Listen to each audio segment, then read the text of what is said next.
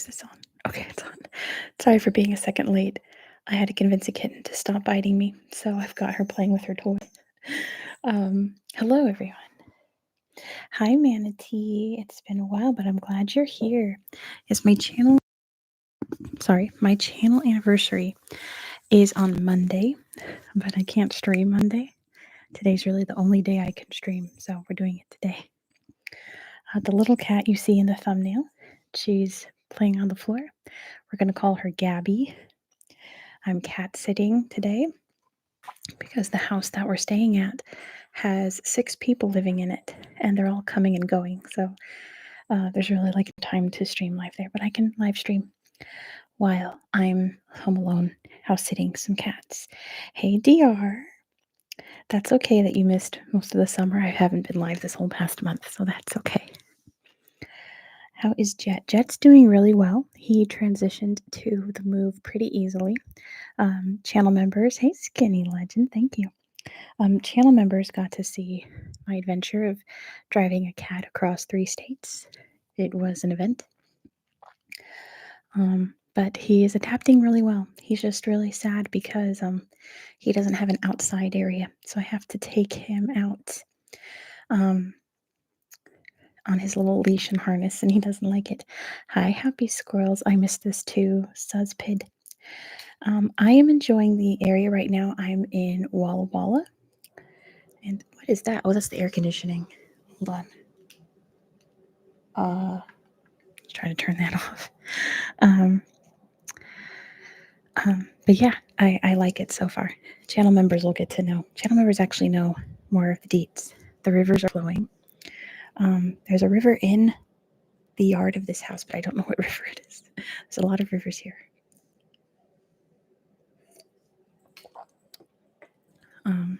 AC's barely audible. Okay, that's good. That's a manatee. Oh, that was for manatee. Yes, I hope the rivers are flowing for manatee. That's very important. So I picked up this trivia book at the local bookstore here. Oh, that's true. Yeah, DR is a channel member just with a different account. The move is going. It's complicated, and but yeah, channel members know all about it. But it's slowly but surely happening. So here's what we're going to do. This book has a lot of, oh, Janice and Bayla are here. Thank you so much. This book has a bunch of different rounds in it, like round 1, round 2, 1, 3. So what I'm going to do is I'm going to make polls, if I can. I don't have a lot of space here. Everything's on a tray in my lap. Of 3 different categories at once, and you're all going to pick which category we're going to talk about first. Oh, Veer, I missed that. Veer is moving as well because they got into university to study history. Congrats to Veer. That's very exciting. That is awesome. I'm very proud of you. There's a cat biting my foot. There's a kitten biting my foot. Oh my gosh, little tiny needles. Okay. That's why I'm not distracting her because I'm doing this with you guys. I'll snatch her at some point and get her on camera. She's a little Siamese cat. All right. Oh gosh. Little tiny needles in my feet. Okay. Oh my gosh. Okay. Ow. Ow. Okay, let me make sure I spell this right. It's really hard when there's little tiny cat needles going into your feet to spell things right. There we go. Okay, pick a category. Let me try to snag a kitten. Come here. I got her little fishing pole here. Bayla's doing very well. I'm so glad. Veer's going to central Finland in that town. What is that? Jyväskylä. Come here, kitten. Come on up. Come on up. You can do it. Oh, there's a kitten coming, you guys. There's a kitten coming. And then I'll check the poll once I get her up here. Come on. Yes. Kitten snatched. Oh, oh, oh. Oh no, you've been snatched. Kitten. Yeah. Beautiful. It's so cute. You're cutie. Yeah. You're very cute. She has a little bell on because she figured out how to enter the cat dimension and was gone for a few hours a while ago. Hold on. Alex is here. There's Alex. Hey, Alex. Thank you so much. Welcome, welcome. Suz is in Minnesota. That's awesome. All right, let me check this poll. All right, I'm going to end it here. Skinny Legend was just in Sarajevo. That's where Bosnian King is. I decided I'm just going to call you King because saying Bosnian is kind of weird. You're just King. Okay. So it looks like the winning category this time is history, which is great because I wrote down all the answers on this page. Number 1. Everyone's going to know this one. Every American knows this one, I think. The statue. Hello? Hello, there we go. The Statue of Liberty was given to the USA by which nation in 1884? Alex is in Italy? Oh, I'm jealous. We're going to call this cat Gabby. But it's good to know that Bela had their midnight snack. Looks like the winner was Veer. Good job, Veer. The answer is France. Of course, France gave the Statue of Liberty to America. Oh, Suz is in a suburb of Minneapolis. That's awesome. I've been to the airport there on many a layover because they had a lot of flights to San Francisco. I really like the airport. Number 2. I wonder who's going to get this. This is very obscure. 2-month vacation before starting university. That's awesome, Alex. Enjoy it. Said never to have lost a battle, which federal general was ordered by Grant to make the Shenandoah Valley a barren waste during the American Civil War? Not Custer. Now, not Sherman. My guess was Sherman when I was doing this, but it's not Sherman. Because Sherman definitely did make a barren waste of Georgia, but I guess not the Shenandoah Valley. I wonder if anyone knows this general. Oh, Suspid, though. No, it's Sheridan. Good job to Suspid. It was Philip Henry Sheridan. Philip Henry Sheridan. Good job, Suspid. Number 3. Oh, Suspid just read about it. That's so perfect. You studied up. In 1898, which French novelist wrote an open letter entitled J'accuse, which attacked the French government over their persecution of the army officer Alfred Dreyfus? And DR's got it. It is Emile Zola. Good job to DR. The answer is Emile Zola. I had a History magazine article about Alfred Dreyfus, but I can't remember if I ever read it on the channel. If I did, it was years ago. It was really interesting. Thank you, Forevers. I appreciate that. Can you believe it's been 4 years? It just feels like I started like a year ago. Zola's novels are actually good. I bet they are. He's very well spoken. Number 4. Name the 18th century French philosopher who wrote, "Man is born free and everywhere he is in chains." Hey, JJ. Hello, hello. Oh, DR already knows it is Rousseau. Good job to DR. It is Jean-Jacques Rousseau. Jean-Jacques Rousseau. Discovered my channel last year. Awesome. Good time to hop in. Jean-Jacques Rousseau. Number 5. I wonder if YouTube will censor this answer because it's about Germany during the 1940s. And I'm probably going to mispronounce this German word. Yeah, it's about the Yazis. I'm rolling 5 dice. By which name were the Nazi police force, the Geheime Staatspolizei, known? And DR's got it. It is Gestapo. They didn't censor it. Good job, DR. The answer is Gestapo. Gestapo. Which is that bad that I know that from watching Hogan's Heroes? Is that bad? I loved Hogan's Heroes as a kid. It's so bad. But still. Happy Squirrels, you don't need to know anything about French writers and philosophers at all, especially Voltaire. Voltaire's my least favorite. Hi, James Brown. Welcome, welcome. Moving on, number 6. John the Perfect and John the Unfortunate were kings of which country? John the Unfortunate and John the Perfect were all kings of Portugal. Good job, DR. DR's back swinging. The answer is Portugal, Portugal, Portugal. Number 7. French chemist. There's a lot of French questions in this quiz. French chemist Joseph Niepce took the first what in 1826? 1826, this French chemist took the first photograph. Good job, DR.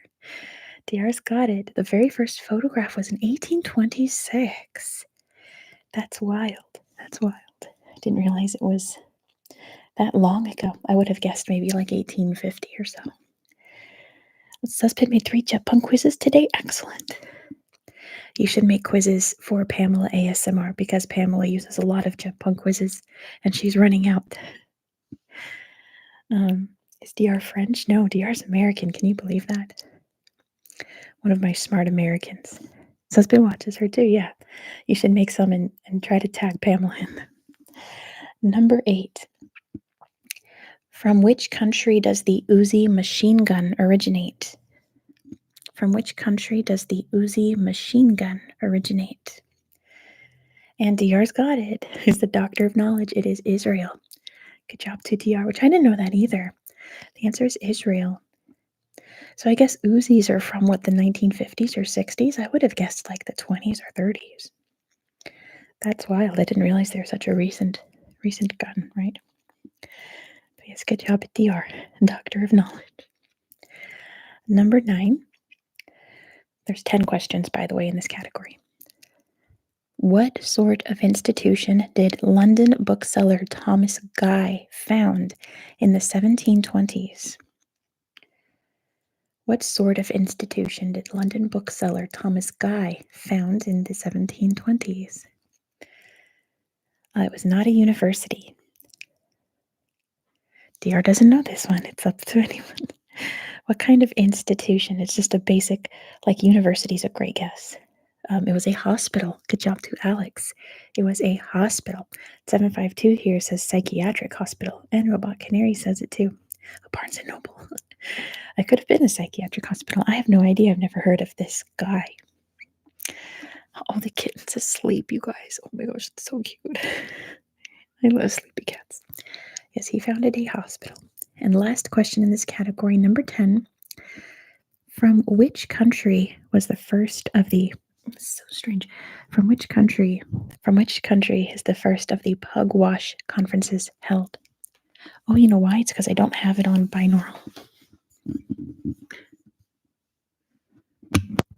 There we go. Now we've got it. Now we've got binaural. Okay. That would have helped. The Pugwash conferences. Pugwash. Which I've heard of, but I don't remember what it was. I know it was some kind of political conference. Pugwash conference. I've heard this maybe like once in history class. Someone will fact check it. Happy Squirrels will probably fact check it for me or something. No pressure though if you don't. So guesses so far are pretty bad. It's not the US. Not that you guys are doing bad, but you guys are kind of off. Not really that off, to be honest. Alex has got it. No, it is Canada. Good job to Alex. The answer is Canada. Canada.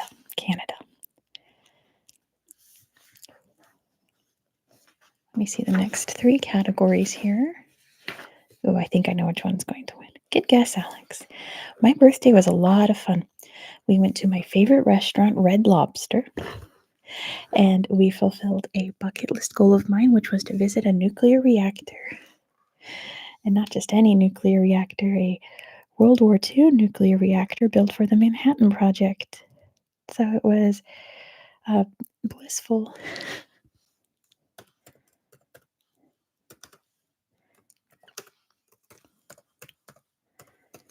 A really bad one-handed typer. I'm glad you guys loved it. I'm sorry the mic came out really bad.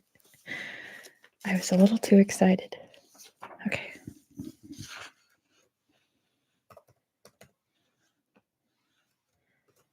One more.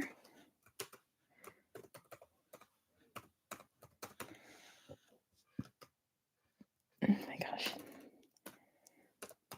There we go. And start. Yeah, I went to the Hanford site, which is where they made the plutonium for the atomic bombs at the Trinity test. No mic stand because I'm not at the house that I'm staying at. I'm house sitting little cats right now, but the little cats are sleeping, so we're going to let them rest. So now we're just doing binaural sounds with holding the microphone. But I've got my headphones on to make sure that the sound isn't too intense. Let's see how the poll is doing. It looks like there's a clear winner. Thank you, Vera. It will eventually. All right, going to end the poll here. Very clear winner here. Looks like we're going to do myths and legends. Myths and legends. Number 1.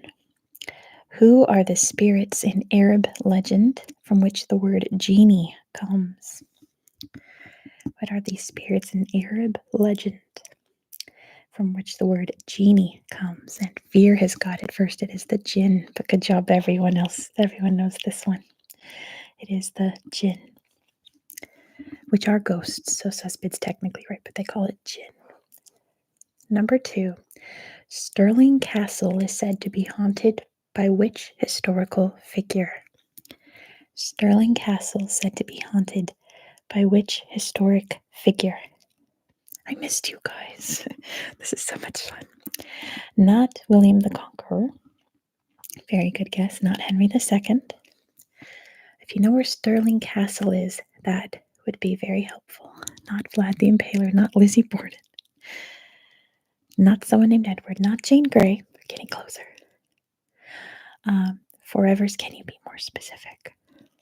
Mary's kind of vague. There's a lot of Marys. It could be any Mary. And then Veer snatched it. Mary, Queen of Scots. Good job to Veer. I'll give a bonus point to Forever's Mary, Queen of Scots. Yeah. It was Mary, Queen of Scots. Mary, Queen of Scots. Yeah, we love her too. Number 3. Who were the shield maidens of Odin that collected the bodies of dead warriors and brought them to Valhalla? This one's easy if you know your mythology. And Happy Squirrels has got it first. It is the Valkyries. Good job. 2 happy squirrels. The answer is the Valkyries. The Valkyries. Valkyries. This one's from one of my favorite books. Which hardy warrior fought and killed the monster Grendel? Which hardy warrior fought and killed the monster Grendel? And DR's got it first. It is Beowulf. Good job to DR. The answer is Beowulf, which I've read the entirety of on my channel. If you want me to read Beowulf to you, one of my favorite stories, you should search Beowulf on my channel. Yes, JJ live chats on Veer helps me out, but thank you. Number 5. Which queen of Carthage self-exited because of her unrequited love for Aeneas? And DR knows it is Dido. Good job to DR. The answer is Queen Dido. Queen Dido. DR and Veer are the ones to beat. They're probably just the fastest. All right, Suspid, go have dinner. That's okay. Thanks for playing along. You did awesome. Number 6. There is a singer named Dido, yes.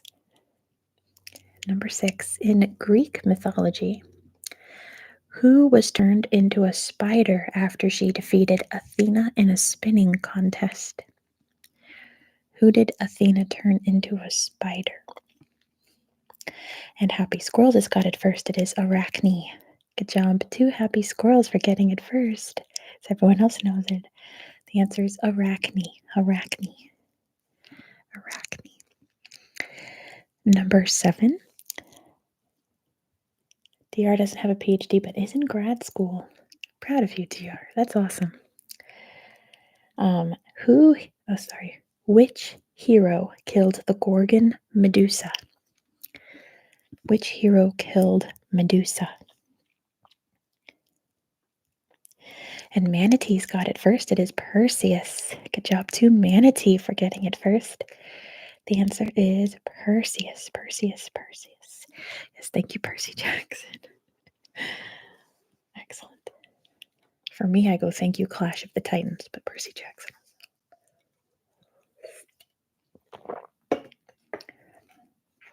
Allegedly, my great-grandpa worked with Ray Harryhausen on that movie. Number 8. To whom did Apollo give the power of prophecy, coupled with the curse of never being believed? Who did Apollo give the power of prophecy and the curse of never being believed? And Manatee's got this one too. It is Cassandra. Good job to Manatee with waterways right behind. The answer is Cassandra. Cassandra. Cassandra. All right. The other 2 are not about Greek mythology. Number 9. Sedna, Aglulik, and Nanuk are deities of which indigenous people? Sedna, Aglulik, and Nanuk are Inuit spirits. Good job to Veer for getting it first. The answer is Inuit. Inuit. Sedna's in the Oort cloud, that's true. Yeah, out of those 3, Sedna is the only one I know. And number 10, the rainbow serpent and dreamtime myths are part of the folklore of which people?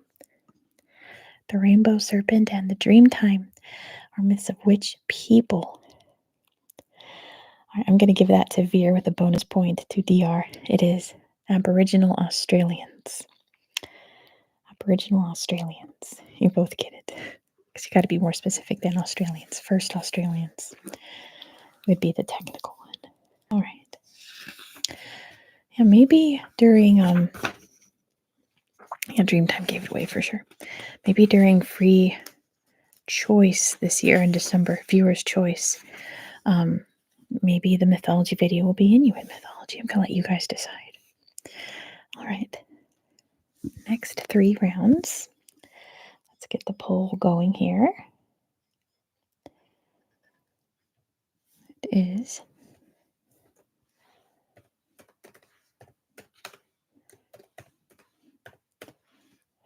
I didn't think about doing this with one hand.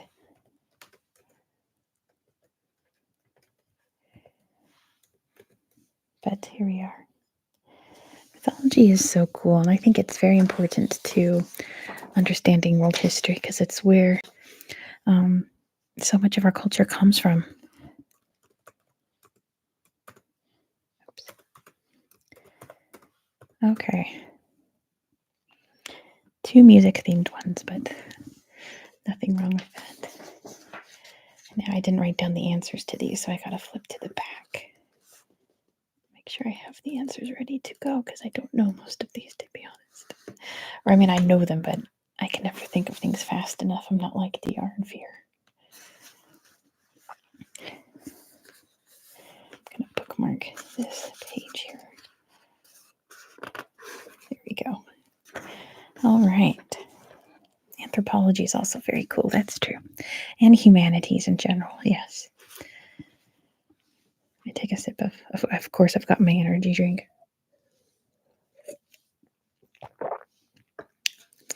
Yummy, yummy. Oh my gosh, I love how kittens just sleep so hard. It's so cute. All right, let's see which poll is winning. Oh, there's a clear winner. All right. Wow, that's strange. Huh. All right, anyway. Looks like the winner is pop music by a lot. Who said that, by the way, is just a list of quotes. You have to tell me who said the quote. All right, I've got this and I've got the answers here. Round 9, this is. Okay. Which singer is known as the Queen of Soul? Which singer is known as the Queen of Soul? Soul. Seoul, that would be Boa. But it is Aretha. Good job to TR. The answer is Aretha Franklin. Aretha Franklin. This next one's about one of my favorite singers. Yeah, take humanities as often as possible in college. I highly recommend that. I took an art humanities class in college and it just like opened my eyes to like so much because we did like painting and music and all. It was amazing.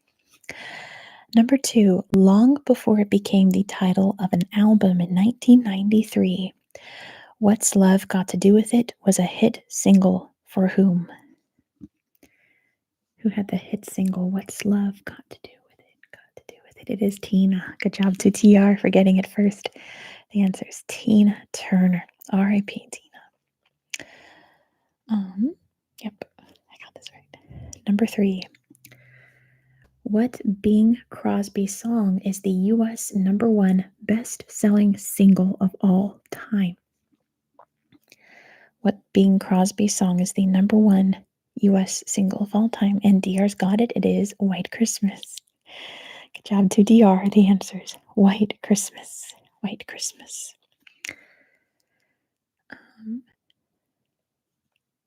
Let's see. This one gives you options, but I'm just going to see if you guys can guess it. What was the name of Ed Sheeran's first album? What was the name of Ed Sheeran's first album? And DR's got it. It is Plus. Good job, DR. It is Plus. All of his albums are symbols, so you have to guess the right one, but it was Plus. DR's better music than geography. Holy moly. Uh-oh. Number 5. Make sure. No way. I don't know this song because it's from 2021 and I only listen to K-pop nowadays. And Veers only knows the one from Lord of the Rings. In 2021, Elton John co-released a song that topped the charts with whom? He did a duet with whom in 2021? It was Dua Lipa. I know he did a duet with Britney because I love Britney, but apparently it was Dua Lipa. Good job to Waterways for getting that one. The answer is Dua Lipa. Dua Lipa. Right? Dua Lipa. Oh, I know this one. This one's easy. In 1988, Sweet Child of Mine made it for whom? Who had the hit song Sweet Child of Mine in 1988? It's, of course, Guns N' Roses. Good job to DR for getting it first. The answer is Guns N' Roses. Guns N' Roses. Oh, I know this one too. Double check. Yep. Also love. Oh my gosh. All the last 4 ones in here, I haven't read this in advance, are like some of my favorite artists. That's so funny. Who released Call Me in 1976?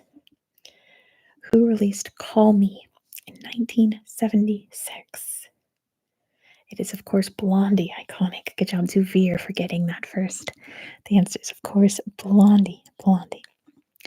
Here's a group I love even more. Make sure I am getting this right. Okay. Who released The Winner Takes It All in 1980?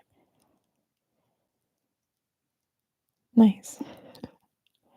It's, of course, ABBA. Good job to DR. The answer is, of course, the iconic ABBA. Love ABBA. A Town Called Malice was a hit for which group? A Town Called Malice is The Jam. Good job, DR. The answer is The Jam. Probably my favorite British, like, grunge rock group from that time. The Jam, yeah. That like that little era in British music where it was just like very angry and punky. The Jam's my favorite. Oh, it's a great one. It's like their most upbeat, happiest song. And number 10, this one's going to be easy because it's a multiple choice. DR grew up with the Jam. Awesome. In 1997, well, of course the Beatles, but they're not from that era. They were long done after or before that era came. In 1997, Shania Twain released Come On Over. Was it her first, second, or third album? Was Come On Over Shania Twain's first, second, or third album? Probably should have done a poll for this one. First rock pop band I ever listened to as a 6-year-old. Amazing. The Jam or, oh no, the Beatles. Sorry, the Beatles. Alex has got it. It was her third album. Good job to Alex. It was her third album. Yeah, I know she had songs in the early 90s, but I don't know what those albums are called. I only know her from like the very late 90s, early 2000s, but we love Shania. Shania is fantastic. All right, next 3 categories. Oop, I know it's going to win. I know it's going to win. We'll do this anyway. Let's see. Make a new poll. Talk amongst yourselves. Oh, the kitten will go. I think the fridge kicked on. I think I know which one's going to win, but we'll do a poll anyway. If you've not liked the stream yet, please click that little thumbs up. I would greatly appreciate it. Get the stream around YouTube while it's live, a little easier. All together now. It was downloaded illegally. Love it. First listen. That's a great song. 1, 2, 3, 4. Can I get a little more? You learned English colors from that song. That's a good song. I loved that era that was like spearheaded by Ringo with Yellow Submarine, where they made like toddler friendly songs. When I taught preschool, I used a lot of Yellow Submarine. A lot of Octopuses. No, Ringo did Octopus's Garden. That's what it was.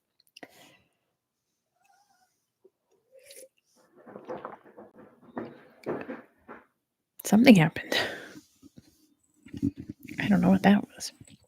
There is another cat running around. Well, yeah, Yellow Submarine. It's not good. It's not a good song. But it's silly.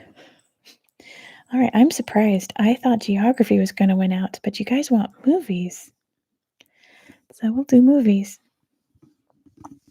I looked through all the geography ones, and they're, like, for my channel, extremely easy. But we'll do movies. All right. Hi, cutie. Kitten's awake. There she goes. You can hear her going by. Hi. There she goes. Is there a Titanic question? Probably not. Let me look through the answers. Does not look like it. Number 1. Who knows their classic Disney? In which 1961 Disney comedy movie was a substance called flubber invented? In what classic Disney movie did they invent flubber? Oh goodness, she's eating. Who knows? This such a strange era of Disney movies. Not The Jungle Book, not Chitty Chitty Bang Bang. 101 Dalmatians is a great movie. It was not Steamboat Willie. 1961. It's about a person, let's say, and he invents flubber, which is a sentient blob of goo, and then it gets into hijinks and they have to run around and stop the flubber. And they remade it in the 90s with Robin Williams, but the movie was just called Flubber. It wasn't the original title, not The Nutty Professor, but you're awfully close. It was about the crazy professor. What was it called? Not the nutty professor. That was Eddie Murphy. You know the Robin Williams version, yeah. What was the original called? There it is. Alex got it. The absent-minded professor. Job to Alex. The answer is the absent-minded professor. The absent-minded professor. I honestly think the Robin Williams one is better because it's Robin Williams being Robin Williams, but that's just me. Number 2. Make sure I get this name right. Yeah. What was the professional name of Rodolfo Guglielmi, who was born in Castellaneta, Italy in 1895 and died in New York in 1926? DR knows it's Rudolph Valentino. Good job, DR. My goodness. The answer is Rudolph Valentino. Rudolph Valentino, yes. Some more classic movie trivia here. Very classic, very early Hollywood here. Which movie director formed the United Artists Corporation in 1920 with Douglas Fairbanks, Mary Pickford, and Charlie Chaplin? Make sure, yeah. Not Meyer, not Cirque. Very, very famous director from this time. Alfred? No.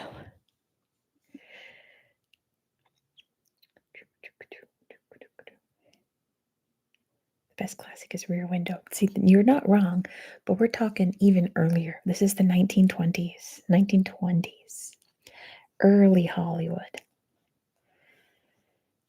Didn't he die on the Lusitania? Who? Not Hitchcock. Wait, 1920s. I'm surprised I stumped the R on this one. I thought you'd get this one for sure if you knew who Rudolph Valentino is. I'm kidding.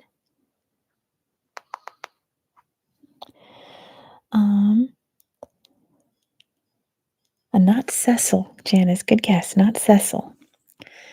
But like the only person who was on the same level as Cecil B. DeMille.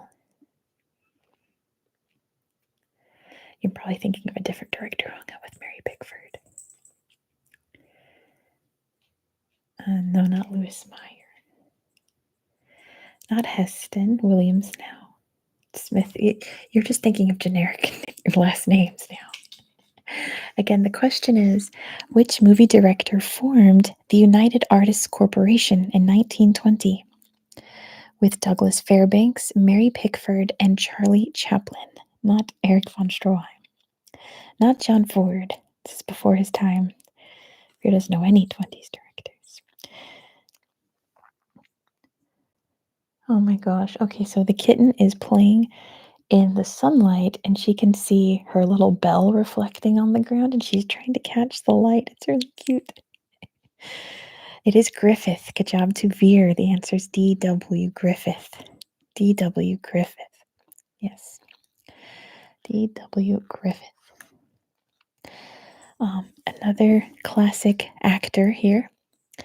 Which American actor and director said, "Movies are fun, but they are not a cure for cancer"? Okay. His career is way over. Who, Griffith? I mean, this was 1920 we're talking about. No, he was at peak Hollywood at that time. Not Robin Williams, not John Wayne, but this is an actor from around John Wayne's time. Not James Dean. There's the air, sorry, because you guys said it was really quiet. I'm glad. So we try to trick the kitten to get up here. Not Ingrid Bergman, not Dean Martin. Mitchum, no. Bogart, no. It's Warren Beatty. Good job, Alex. The answer is Warren Beatty. It was Warren Beatty who said that. Oh, goodness. Number 5. Which French woman said, "I started out as a lousy actress and I have remained one"?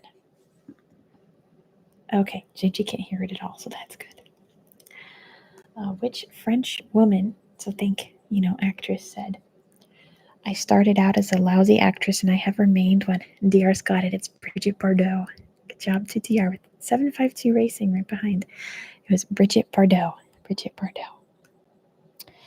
Oh, okay. You guys are going to get this one. You guys are going to get this one. This one's easy. What 1941 movie produced, starring, and directed by Orson Welles often tops the list of best movies ever made? This is easy. If you know your movie history, it's of course Citizen Kane. DR got it first. Hey, Asanuchia.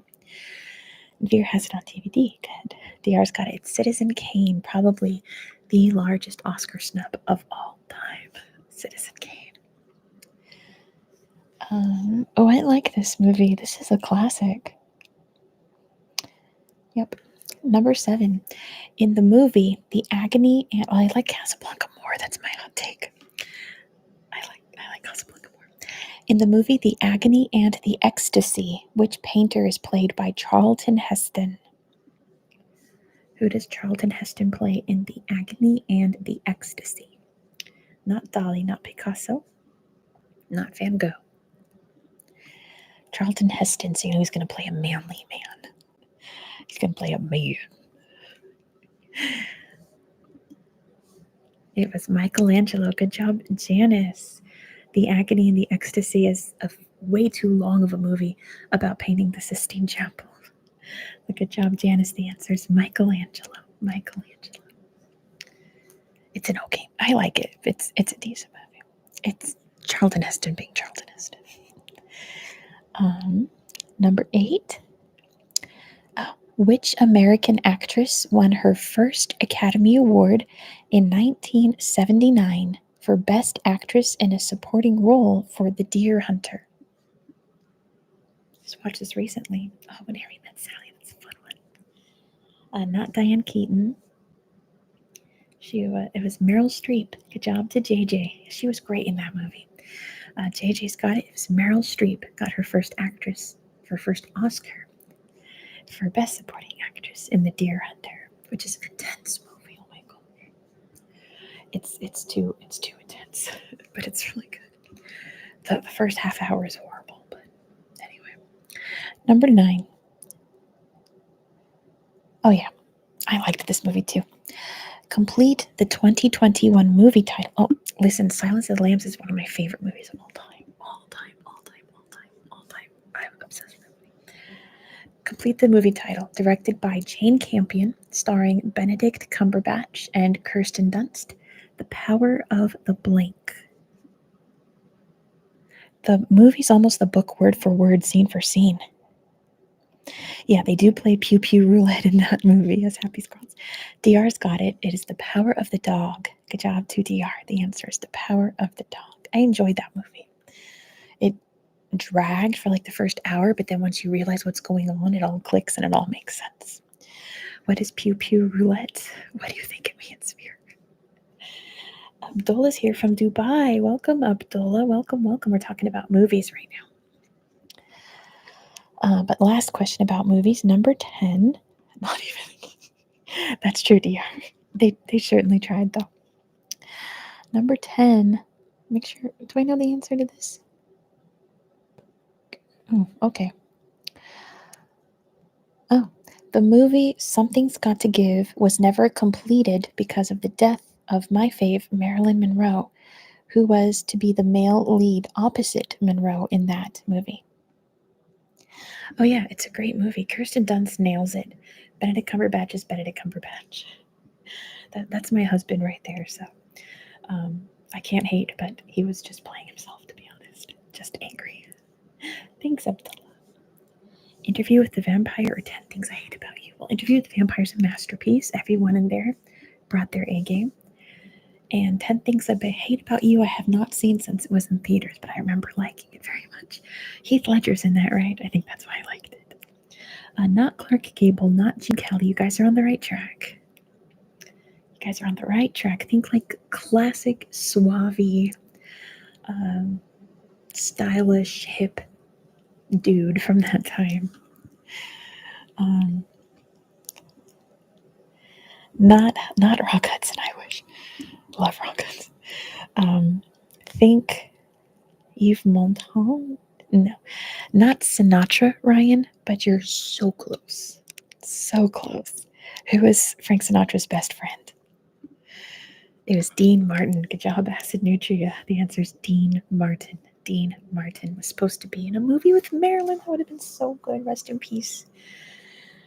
Listen, Fear and I have the same movie taste. Sound of Music is my number one favorite non-Star Wars movie. Christopher Plummer, that's daddy right there. And To Kill a Mockingbird, I had a big barbecue in June and it turned out to be Father's Day. So I was like, well, we're watching To Kill a Mockingbird while we eat our barbecue because that's the best Father's Day movie. And it's wonderful. When he rips the flag. That, yes. How can you not? Rock Hudson and All That Heaven Allows. I haven't seen that. I'll have to watch that. I love Rock Hudson. Grace Kelly. Oh my gosh. Well, of course, Rear Window. Grace Kelly. Let's move on. Next 3 categories. Ooh, good topic there. Ooh, I think I know what's going to win. But I was proven wrong last time, so let's see. Listen, if there's one thing I love more than geography, it's film history. So maybe someday we'll have a movie stream. Maybe we'll talk about movies one stream. Maybe I can get some kind of server going with channel members and we can watch a movie together.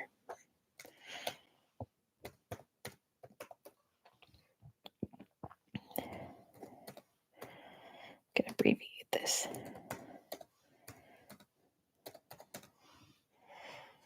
There we go. We need a Discord.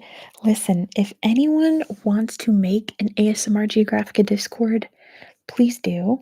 Oh, thank you, Lionheart. I just saw your comment because I was typing. Thank you, Lionheart. The best is Star Wars 1977. See, I love Empire Strikes Back the most. I think it's a perfect movie. If anyone wants to make an ASMR Geographica Discord, go for it. I'll be in favor of it. I'll join it. But I don't want to create it because I know a lot of drama happens with Discords. And if drama happens, I don't want to be associated with it. I don't want to be like, oh, all that went on my Discord, you know? And that's the only reason I've never started a Discord. Because I don't want someone to post something problematic and then I get canceled because it happened on my Discord. Oh my gosh, what is my Discord username? Well, I'll have to retitle it to ASMR Geographica. I have not used Discord since like lockdown in like 2020 when I played Among Us with friends. Let's see what's won the poll. Oh, look at that. I'm surprised. I thought you guys would pick the Olympics because it just ended. Listen, A New Hope Star Wars is like a 9.5 out of 10 for me. I think it starts a little bit too slow and too vague. But it's like a 9.5 out of 10. It's still very good. Just Empire is my favorite. All right, general knowledge. Let's see, this is quiz number 16. The Paralympics are soon here. That will be great. The Paralympics is so much more interesting than the regular Olympics, I think. All right. I don't know who this person is. Maybe someone in here does. But I've never heard of this person. Published in 6 volumes between 1776 and 1789, who wrote The History of the Decline and Fall of the Roman Empire? Does anyone know? Who wrote this book? DR does, of course. It's Edward Gibbon. Good job to DR. The answer is Edward Gibbon. I have never heard of this person, so thank you, DR. Thank you for saving that. I know I've heard that title too. I just never even thought about the author. It is on a to-buy list. Yeah, it sounds interesting. A book from the 1700s about the Roman Empire. Oh, sorry, Hasanuja. Hey, Harry Potter's here. Hello, hello. Good to see you. Number 2. Ishtar was the goddess of war and love in Assyria and which other ancient civilization? The Roman Empire is not my Roman Empire either. You gotta be more specific than Mesopotamia, Fear. There's a lot in Mesopotamia. Gilgamesh was a person. It was Babylon. Specific, it says Babylonia, but that's close enough. I'll take it. So we'll give that to Happy Squirrels. The answer is Babylonia, or Babylon is the main city in Babylonia. Good job, Happy Squirrels. It is Babylon. Neo-Babylon, probably that too. Maybe both. Oh, goodness. I just lost the category. There we go. Okay. Number 3. I hope so too. I don't know, Harry Potter. I figure I'm just going to let it go for however long it goes for. We'll see. A Google is the number 1 followed by how many zeros? Should be 4 hours for 4 years. Yeah, let's go for it. Not a million, thankfully. I don't know when the next stream's going to be, to be honest, because of my living situation right now. There's always someone around in our house, so there's never any quiet time to stream. A Google is the number 1 followed by how many zeros? It is. Vera has to travel today, but take care of yourself, Vera, okay? If you need to sleep, just relax. It is a rounded number, let's say that. So not like 12 or 13, it's rounded. It's an increment of, it ends in a 0. Higher than 60. Less than a million, by the way. A Google has, higher than 50. It's 100. Good job, 2 Acid Nutria. It has 100 zeros after it. 100 zeros. A Google is spelled Googol, which is where the search engine got its name from. But yeah, I can never sleep before I travel either. We drove to Idaho a few days ago, and I maybe got 3 or 4 hours of sleep before that. Oh, this is easy peasy. Number 4. A Song of Ice and Fire was the first volume in what hugely successful literary series that spawned a famous TV show? 3.5. Oh, and you're on the train. Don't worry about it, Veer. You'll be fine. And of course, it's Game of Thrones. Good job to Veer. The answer is Game of Thrones. Game of Thrones, one of my favorite TV shows. Number 5. If anyone asks, I've not watched House of the Dragon. It's the first 4 series of Game of Thrones are incredible, and then it just nosedives so hard.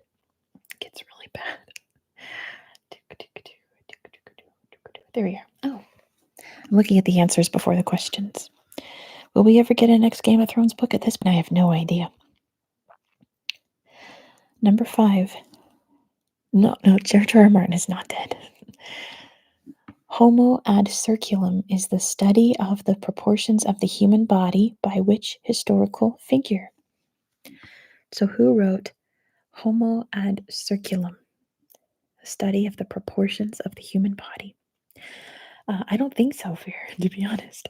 It was Da Vinci. Good job, 2 forevers. The answer is Da Vinci. It was Leonardo da Vinci. Leonardo da Vinci. Number 6. Yep, number 6. What is, you never know. What is the name of the fibrous substance found in hair and nails? Pretty much what are your hair and nails made out of? And rhinoceros horns. Lag. Oh no, I hope it wasn't lagging. Is it lagging? Are we back? Lag. Oh no. Oh no. Happy Squirrels has got it though. It is keratin. Good job, 2 Happy Squirrels. The answer is keratin. We are back. Okay, good. Just in time. The kitten just woke up. Let's grab a kitten. Oh, it's so easy to grab kittens sometimes, but I'm at an angle. Oh, kitten's here. Do you have anything to say?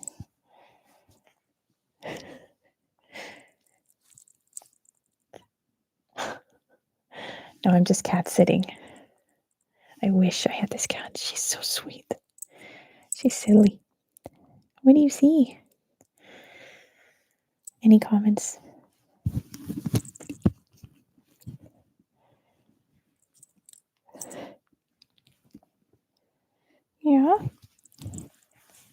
Okay. She's a cutie. Nope. Okay, you heading out? You leaving us? You can go this way.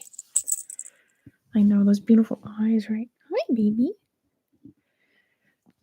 There she goes. Oh, Debbie's Girls has 2 cats laying on their back. Jealous. Oh, she's sitting on my foot. It's so soft.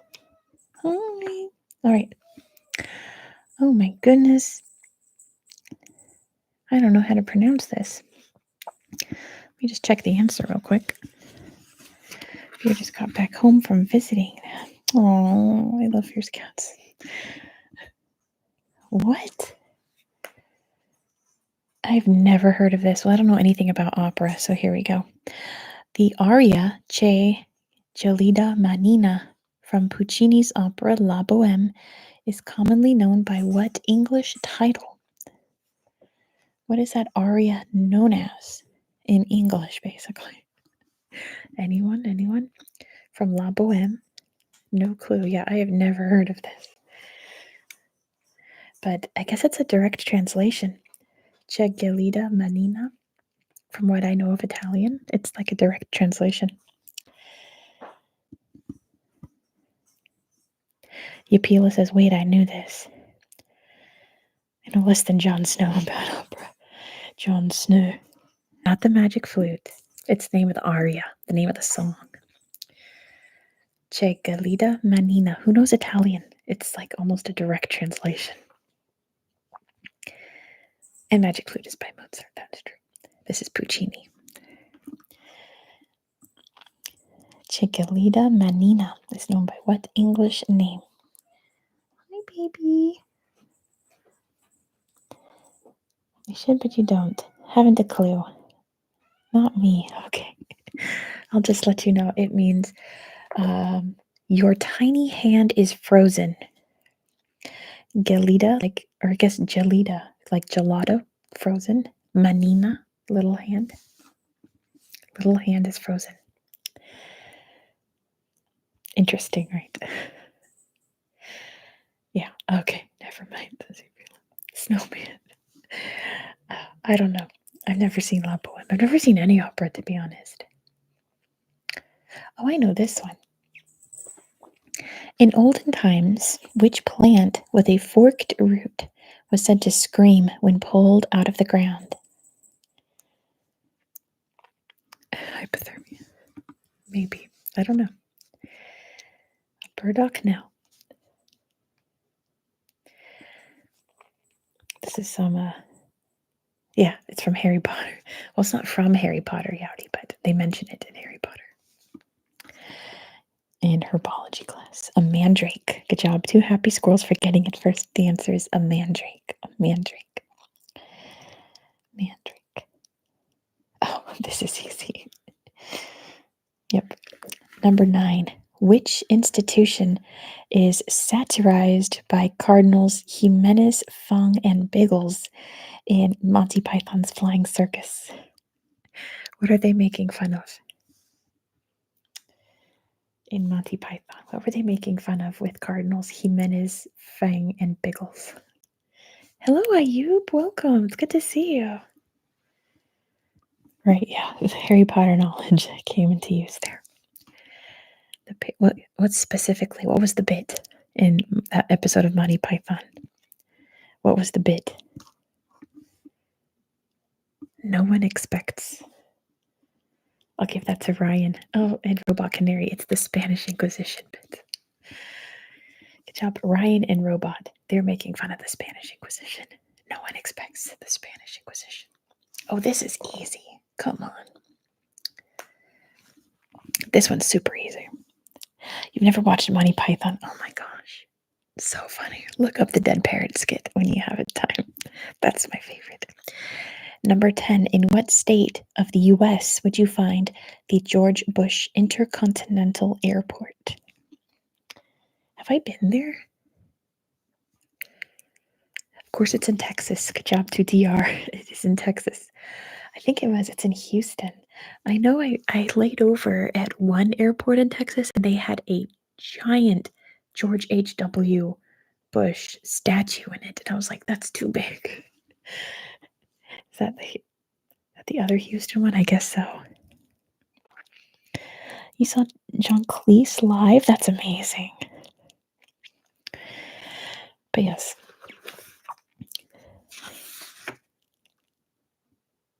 Interesting. Fear with the facts. All right.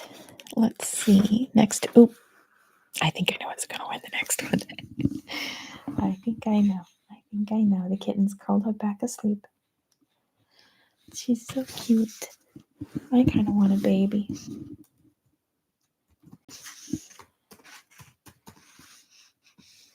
Hi, Lacey. Welcome.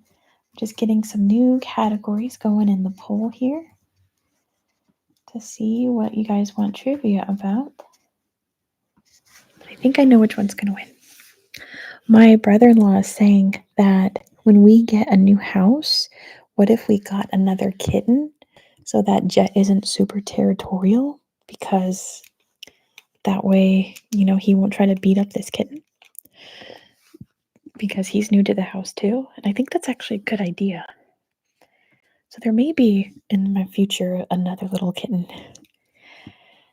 Oh, this is surprising. I'm going to let this run a little longer. It's at 12 votes right now. Let's end it in 10, 9, 8, 7, 6. Oh no, it's tied. 5, 4, 3, 2. I need one more vote. 1. Fear and your mom have 5 cats. That's wild. All right. I think we've got it. And the result comes out to history. Just narrowly history.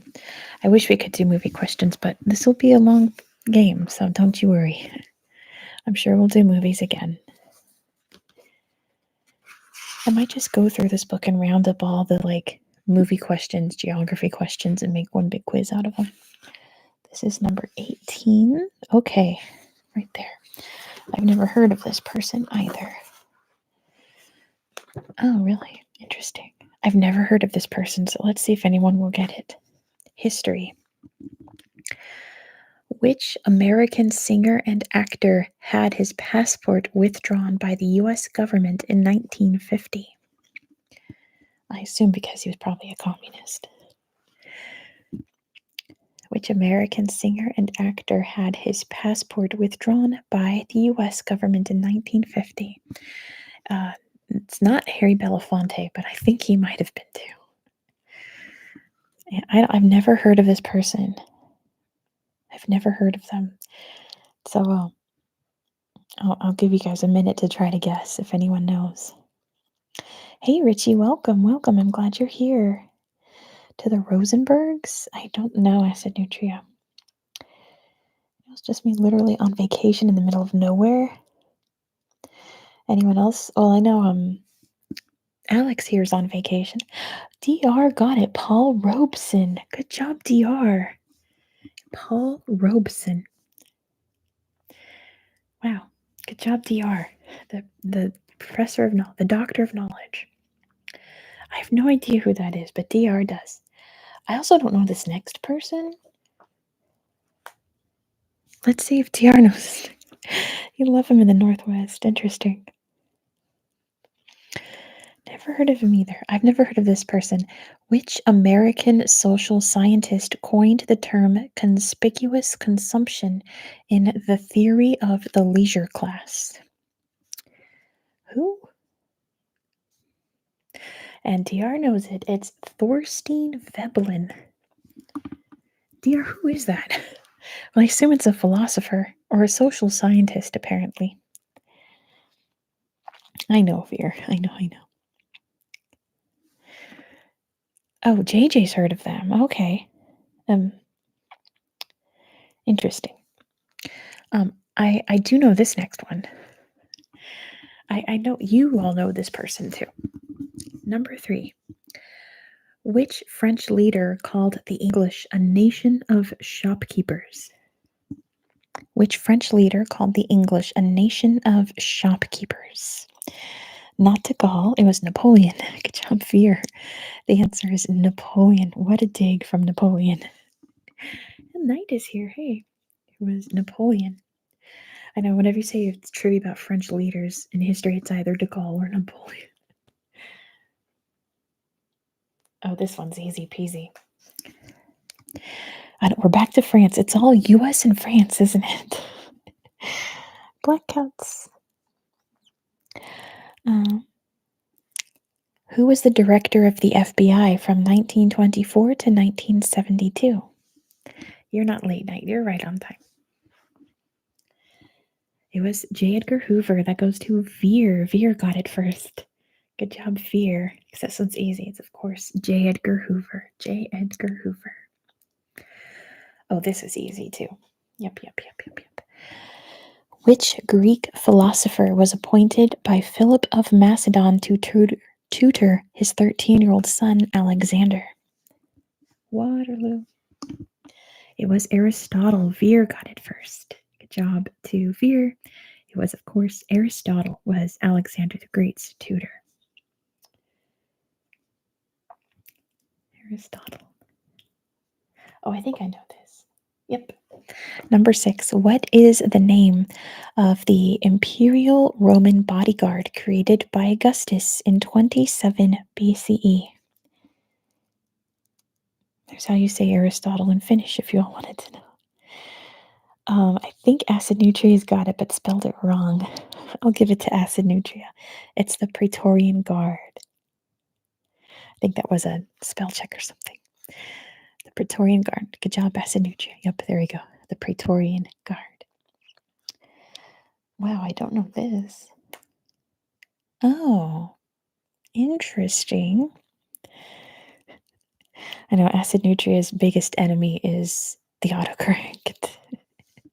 always autocorrect turns it for Acid Nutria. Which rare genetic disorder is believed to have been the cause of the madness of George III of Britain? I've never heard of this. I wonder if anyone does.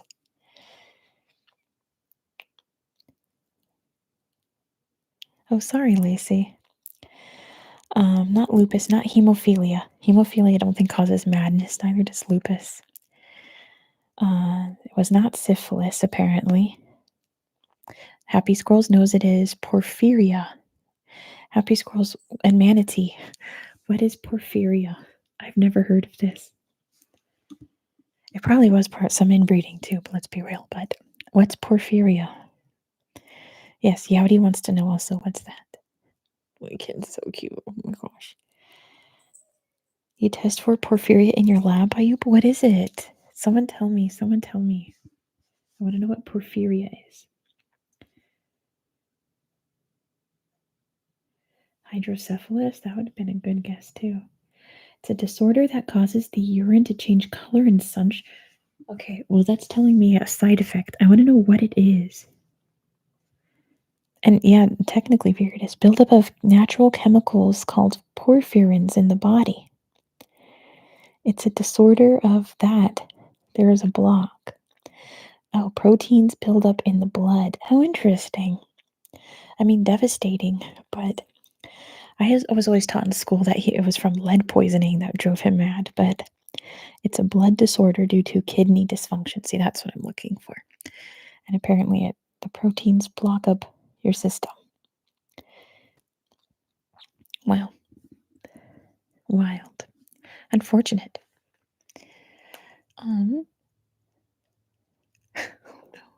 I didn't know this. I'm not sure I know this person either. Which American general's famous last words were, "They couldn't hit an elephant at this distance"? It's unfortunate.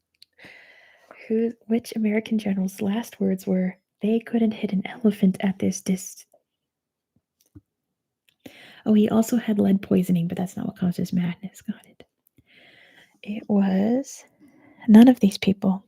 I've never heard of this person. Yeah, I was taught that it was the lead poisoning that drove him mad. Alex got it. It was General John Sedgwick.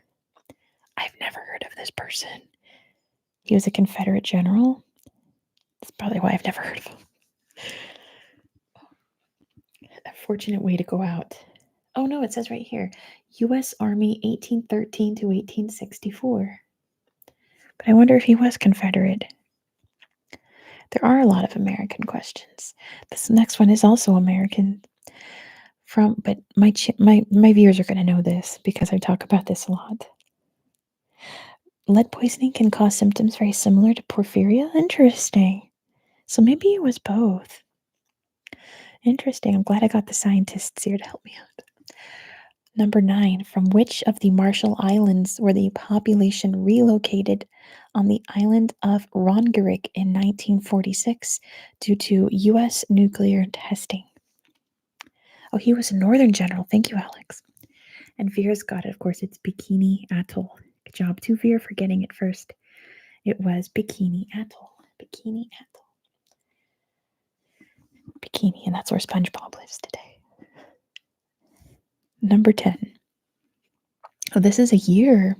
Shall we play the number game? Except I feel like someone's going to get this right off the bat. So, yeah, Bikini Bottom. That's where SpongeBob lives. U.S. schools should teach about that more. That's true. Let's play the number game with years. Which year saw the death of former U.S. President Lyndon Johnson and the kidnapping of Paul Getty's grandson? What year was that? See, Acid Nutria knows it's 1973. I knew someone would know it easily. Good job, Acid Nutria. It was 1973. All right, 3 more categories here. New categories. Paul Getty was a newspaper mogul, right? Or am I thinking of the Hearsts when Patty Hearst was abducted?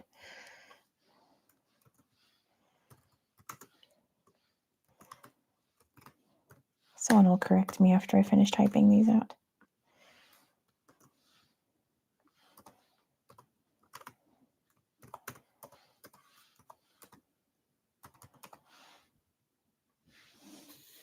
Patty Hearst was, and she had Stockholm Syndrome.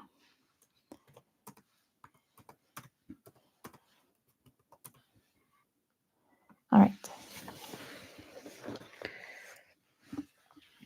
He stopped running for a second term because he knew he was going to die. Oh no, I didn't know that.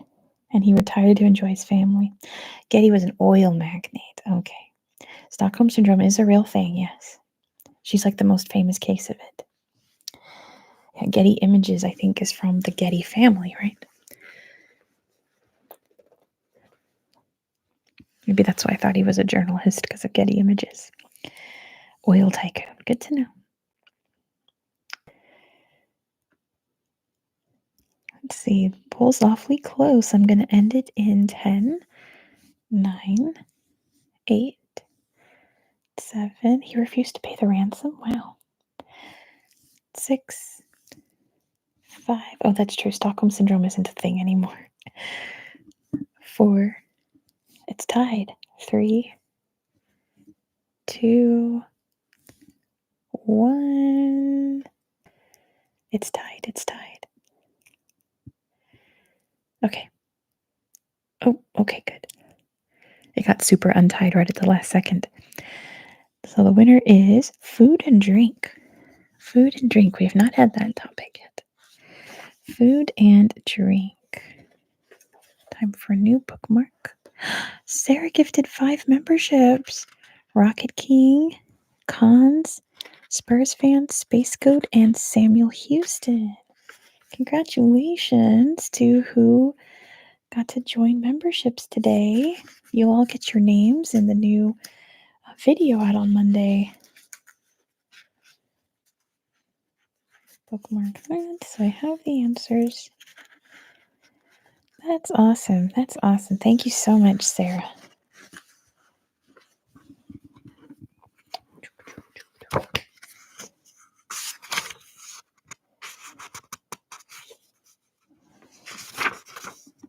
I should probably say Sarah instead of Sarah. But what is the first question is always something I've never heard of. I don't know if I'm going to be able to pronounce it right because I've never heard this word and it's not in English. What is the name of the traditional Scottish dessert of raspberries, oats, and cream, among other ingredients? I've never heard of this. Deep fried Mars bar? I wish. It's a Scottish dessert with raspberries, oats, and cream. It has a name. It has a Scottish name. Sarah knows it. It's Cronachan. Is that how you say it? I have no idea, but Sarah's got it. Good job to Sarah. It is that. Cronachan. I'm guessing is how you say it. Berries and cream. Berries and cream. I love how we're all on the same wavelength here. I was out, where was I? I was at like Walmart in the candy section browsing by, and I saw the berries and cream Skittles, and that was in my head for like hours. That meme did die really fast because it's not great. Wow. Okay. Let's try to pronounce these cheeses. Mascarpone, ricotta, and bel paese are all cheeses from which European country? He had a TikTok? That's funny. Veer knows it is Italy. Good job to Veer. I know they're Italian. I just don't know how to say them. But they are Italian cheeses. I love ricotta cheese. It's the best for lasagna. Good job, Veer. It is Italy. Happy Squirrel says, I bribed my elder cat to live forever with bottomless whipped cream. That's a good treat for kids. Goodness. Oh, okay. This one is multiple choice. Should we do a poll?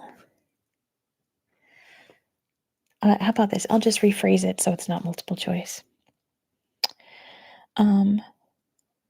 Generally created from a curacao liquor base, what color is the liquor Parfait Amour?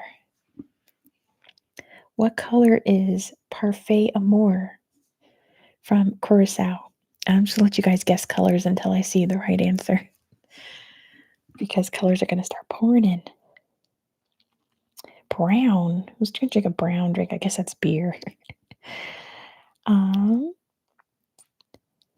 Still waiting. It is purple. Good job to us, Anutria, who got it first, right behind Yowdy and Lacey and Sarah.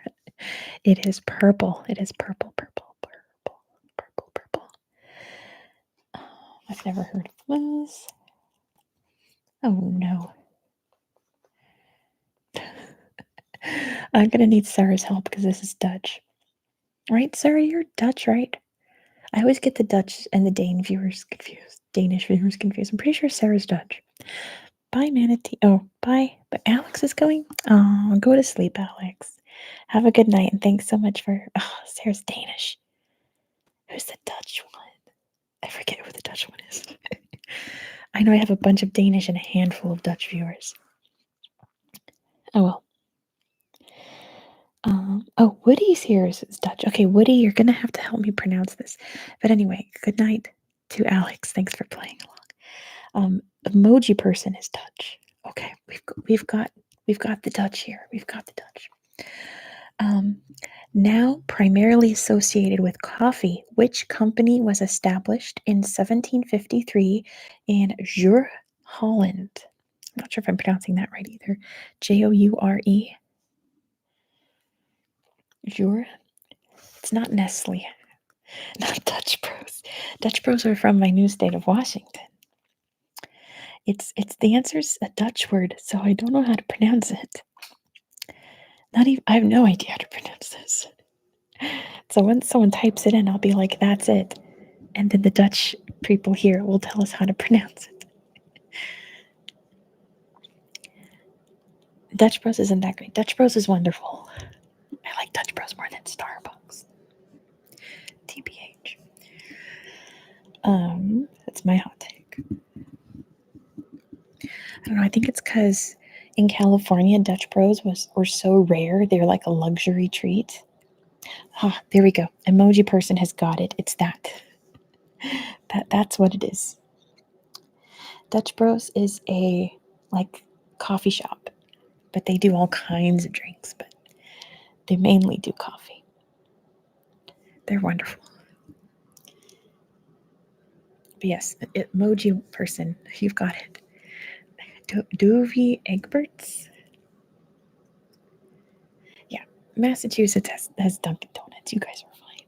Dunkin' Donuts is great. Anyway, when I was last in Boston, I had Dunkin' Donuts for breakfast every day. Just because it was so convenient. Number 5. Oh, I know this one. Skyr is a dairy product similar to yogurts and unique to which country, where it's been made for hundreds of years? And of course, it's Iceland. Good job, Veer. The answer is Iceland. Iceland, Iceland. Of course, Skyr is from Iceland. Iceland, Iceland. And look at all these Icelands. Look at all these Skyr fans. That's wonderful. Oh, interesting. Number 6. Oh, this one's easy. Originating in Eastern Europe, what is the main ingredient of borscht soup? I've never had skyr either. I don't know what it is, to be honest. I mean, it's dairy, right? And I guess I'll give that to acid nutrient. The official answer is beetroot, but in America we just call those beets. So good job to acid nutrient. The answer is beets. Beets is what borscht is. The beets are the main ingredient of borscht. Beets. Extra thick and tangy yogurt. I'd be down for that. Red root. Puna Yuri in Finnish. Ayub does not know what borscht is. Does any Europeans out there want to describe borscht? Because I've never actually had borscht. I know it's like a dark purple. It's the color of beets. It is a soup. Soup. With beets. Beet soup. Red, nasty. Just soup. Borscht is a delicious, it's like beet soup. That's what I figured it was. I've never actually had it. Oh, goodness. Okay. The cherry-tasting beer, Kriek Lambic, originated in which European country? Ayub doesn't like beets, so you wouldn't like borscht. Not Ireland, not Germany, not Czechia. You guys are on the right track. It's Belgium. Good job to JJ. The answer is Belgium. Like, think of the beer countries. You got Belgium. Good job, JJ. The answer is Belgium. Oh, goodness. Why are they making me say all these things? I guess it's just Latin. The South American tree Bertholletia excelsa yields which popular nuts? Yeah, Hercule Poirot's from Belgium. What tree does the Bertholletia excelsa nut produce? I guess. Manatee's got it. It's a Brazil nut. Good job to Manatee. It is the Brazil nut. Brazil nut. Oh, that's easy. Yeah, dude. All right, easy peasy one. What type of foodstuff are linguine, orecchiette, and strangosi? I like nuts. Ayub got it first. It is pasta. Good job to Ayub for getting it first. There's a lot of pastas popping up, but Ayub got it first. The answer is pasta. Yum, yum, yum. I always use linguine when I make seafood pasta. I've never used the other ones. Linguine's your favorite Pixar character. That's funny. Number 10. Walnuts taste like earth. Who doesn't love pasta? I was going to say people with celiac disease, but there's ways around that. Love walnuts. I think the only nut I don't really like are pistachios. Otherwise, I love nuts. Ratatouille is great. Number 10. Okay, the air's getting really loud. Let me know if that bothers anyone. Number 10. What dish was invented in the 1890s by Auguste Escoffier at the Savoy Hotel in London for the Australian soprano after whom it is named? I'm glad you can't hear it because it's really loud over here. I know that I hear this mic is louder than what you guys hear for me. Not Lamingtons. It's not Caesar salad. It's a dessert named after an Australian soprano. Invented at the Savoy Hotel in London. Not a pavlova. Tiramisu, no. Trifle, no. No, Sarah, whatever that is. Victorian stone? Sponge, okay. That's why I can do this type of Victorian sponge. No. I know this as a color, but I guess it's the color of the dessert, maybe. I know this as a color. I would describe it as a color. Repeat the question. What dish was invented in the 1890s by Auguste Escoffier at the Savoy Hotel in London for the Australian soprano after whom it is named? Lavender menace. Oh my gosh. Yeah, once you hear it, you're going to go, oh, yeah. Sarah's got it. The peach melba. Good job to Sarah. The answer is peach melba. Peach melba. So isn't peach melba like a very light peach color? A teacher IRL, not anymore. I haven't taught since 2016. Not anymore. Or the person or the dessert. Peaches are great. You guys, this coming week is the Walla Walla Fair, I guess the county fair. And my niece submitted these cookies into the baking competition, and they're peach cinnamon cookies. Holy moly, they're delicious. Holy moly, I hope she wins. They're really good. I would never have put that combination together. It was delicious. I really, really hope it wins. We've ate them all in our house. And the ones for the fair already submitted, so let's get some new categories going here.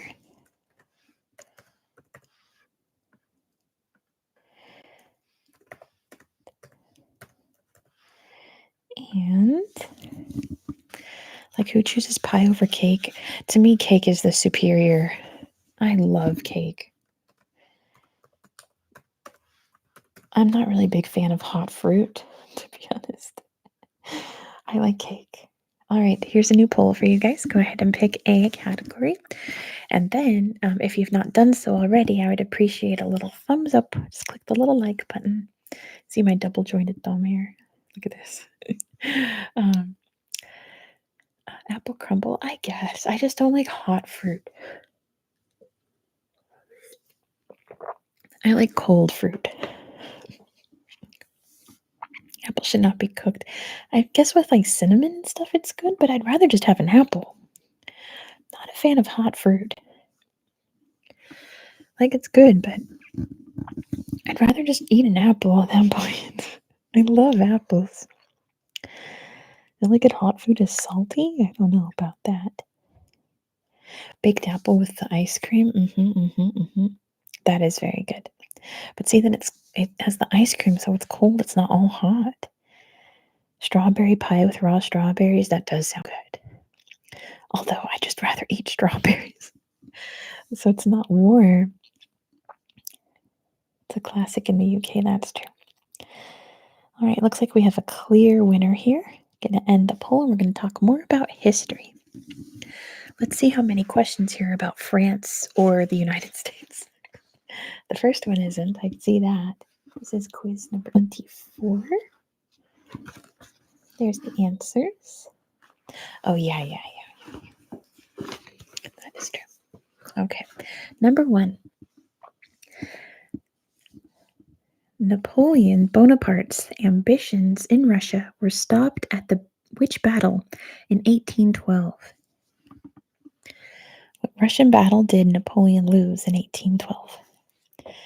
Just winter in general. What was the name of the battle? It was, I'll give that to Asinutria. It's Borodino. Borodino. There we go. Asinutria's got it now. The Battle of Borodino. Good job, Asinutria. It's the Battle of Borodino. We talked about that in my last history maps, which the next in that series will be coming in like 2 weeks. Trying to get through a lot of areas. I'm trying to get to Bangkok as soon as possible. Bangkok is coming soon. Where would I? There we go. All right. This next one's a number, but you guys are going to get it, so we're not going to really play the number game. And it's not to do with the US or the Civil War. It's surprising.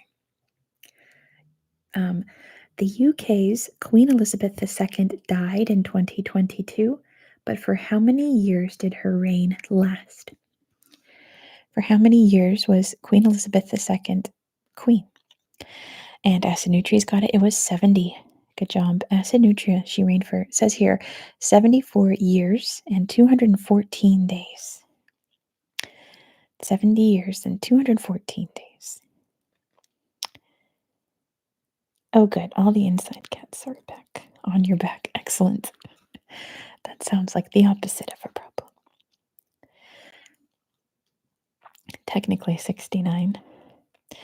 Yeah, I guess coronation is just like a fancy ceremony. But like when the previous ruler dies, the next person becomes king or queen instantly. But she's immortal? No. Thankfully, no. No one should be immortal. Today's Mount Vesuvius Day? Today's the day that Pompeii got buried? Interesting. R.I.P. to those people. I remember where I was when I died. When the queen died. It was because it was not long after my cat had passed away. And I was really sad, and I would be up late at night trying to sleep, and I couldn't because of my cat, because I'd always sleep next to my cat.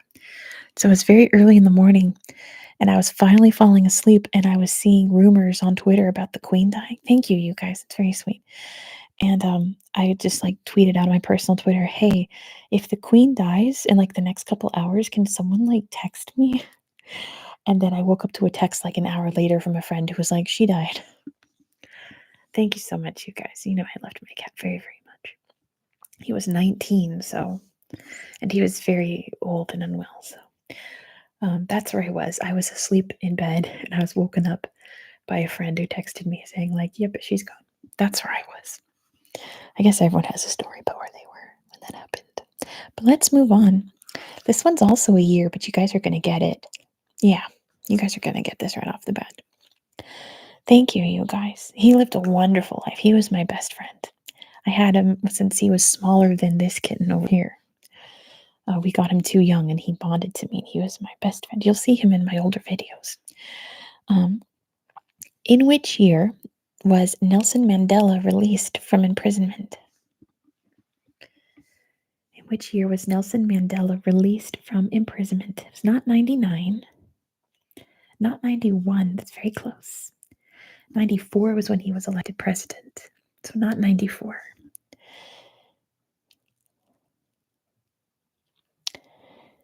Veer and Manatee are the same age. Sarah's got it right behind Yowdy. Sorry, Yowdy. Sarah got it first. It was 1990 he was released. 1990 was the year apartheid ended, and they released Mandela because he was in jail for, I guess, breaking the rules of apartheid. So he was out in 1990. 1990. Number 4. Oh, every American knows this one. This is an American one. In 1865, what was abolished by the 13th Amendment to the U.S. Constitution? And Acid Nutria got it first, right behind Ayub, Manatee, and Yowdy, and Squirrels. Slavery. 13th Amendment abolishes slavery. Oh, Manatee and Veer are so close in age. That's so funny. So close. Yeah, not everyone followed it at first, which is why we have Juneteenth. Except in prisons. Yes, the exception is if they're incarcerated, you're still allowed. Isn't that crazy? Our Constitution says that slavery is abolished unless it's someone who's incarcerated. Isn't that wild? And that's still on the books today. Crazy, crazy, crazy. But moving on. What? Oh, I know this. Where'd it go? Where'd it go? Where's my answers? Oh, there it is. Yep, I was right. What was I'm reading the wrong question. What substantial aid to world shipping was opened in November 1869? Are you guys all very close in birth order?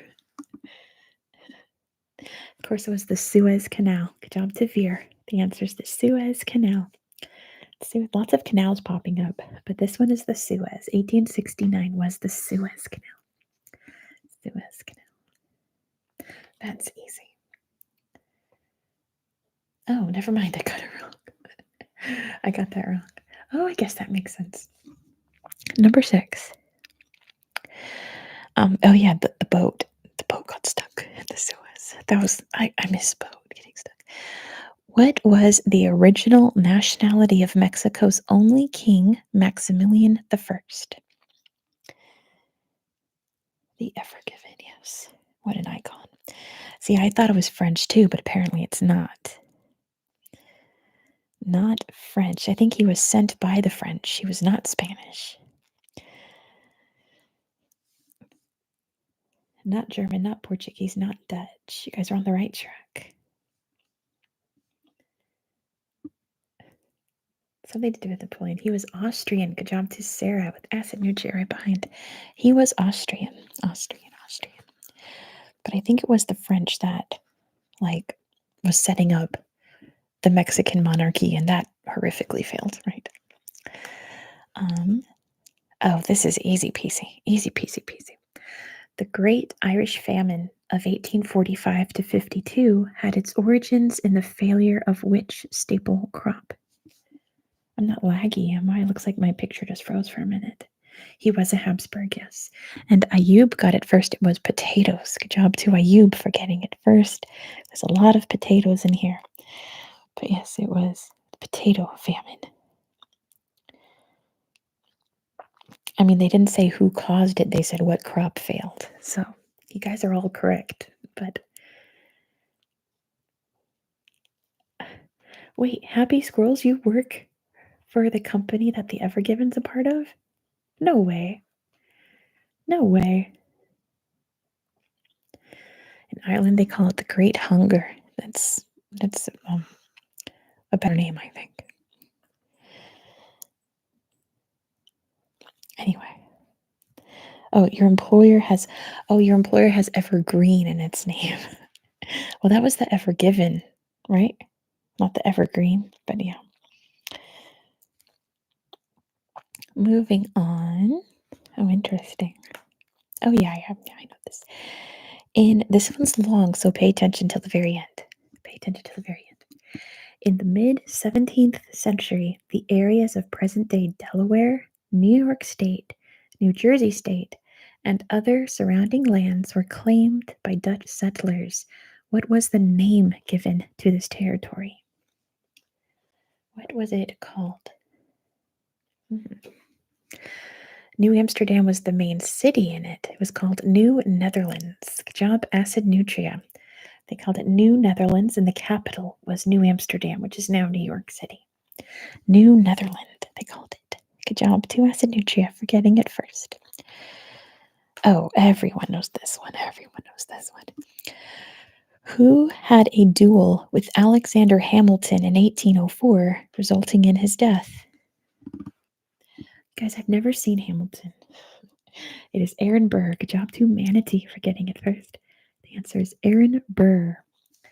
And I know that not from Hamilton. I assume it's in Hamilton because I've never seen it. I know that from a milk commercial. Does anyone know this? It was big in the 90s. It was big in the 90s.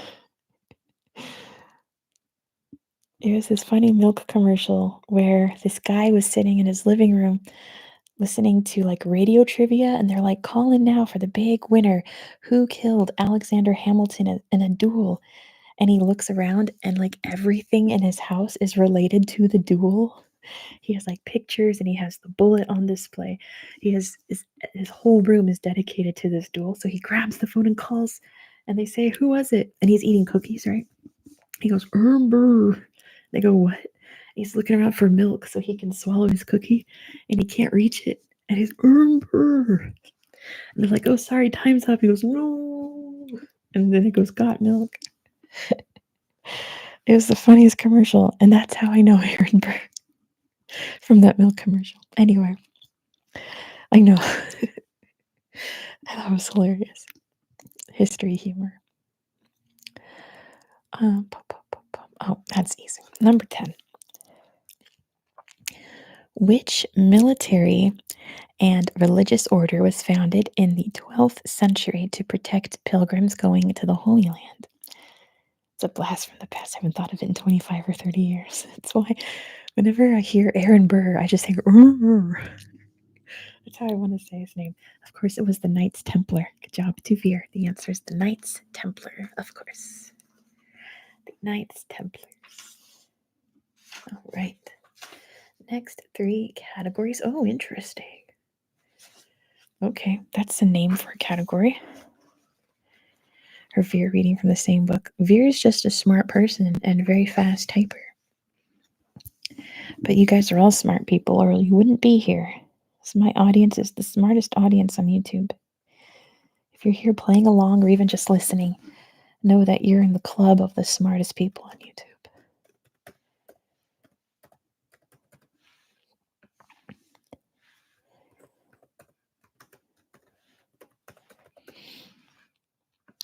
And love nightly orders, yeah. Oh, okay. I guess just a general one. All right, I wonder what you guys will pick. I know what I would pick, but that's just me.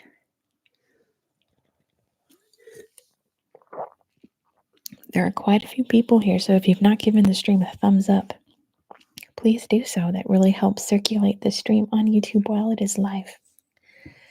Oh, kitten's readjusting herself. Hi, cutie pie. Hi, baby blue eyes. You're so cute. Oh, but she's so tired. I should have been on that couch. But I'm trying to avoid pictures of like family on the walls here because there's a lot of them in this room.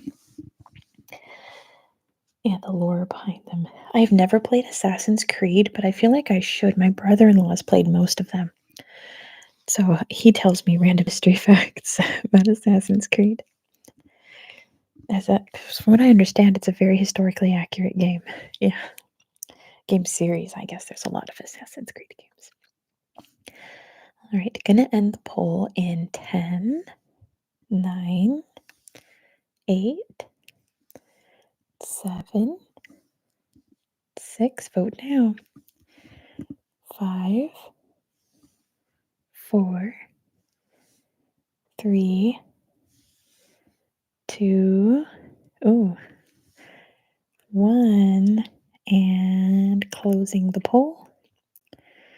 Looks like our winner is general knowledge. Oh, I thought one of the music ones would win. Just general knowledge. Let me get the answers out. I've been doing this thing where I just read the answers first and then look at the question. Do I know this person? No. Every time. Jet Jaguar is doing great. He's adjusting to life. We're staying in a basement. So he's getting used to being not as outside as he usually is because we had a balcony in our last apartment that he hung out on like all day. But he does have a lot of space to run and play. So he's doing very well. All right. So I just lost the answers. Okay. I've never heard of this person, but that's typical of the first questions in this book. Hey, Elle's here. Hey, Elle. Hey, Elle. Hey, Elle. Good to see you. Which British pioneer of antiseptic surgery was the first to use carbolic solutions to sterilize surgical instruments? Does anyone know this? I've never heard this name. It's so specific. Semmelweis? No. It's a British person, so it's a very British name. Just like a boring name.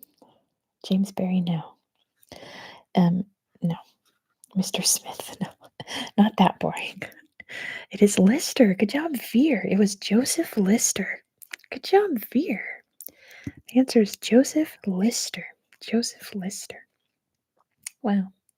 Oh, this one's a number, I think. Yes, okay. This one is a number, so we're going to play the number game. It's a percentage is the answer, okay? Listerine's named after. That makes so much sense. Oh my gosh, I never even thought about that. I use Listerine all the time. That's so funny. Wow. And listeria. Whoa. Okay. So anyway, number game, the answer is a percentage. So you know it's less than 100. Okay. In seawater, what percent of an iceberg is visible above the water? It might be false. Okay, we're just going to Google. What percentage of an iceberg is visible? Acid Nutria's got it. It is 10%. Good job to Acid Nutria. And Ayub's got it too. And Happy Squirrels. 10% of an iceberg is visible above the water. Good job, you guys. Oh, is this a number one too? It is. Oh, but it's easy. It's easy, easy, easy. How many U.S. states are non-contiguous, meaning they do not border another state? How many U.S. states do not border another state? And of course it is 2. Good job, Acid Nutria, for getting it first. Of course it's Alaska and Hawaii. Of course the answer is 2. That one's very easy. Is this a person I've never heard of? No, I've heard of this person, but I would never guess this. Let's see who gets it.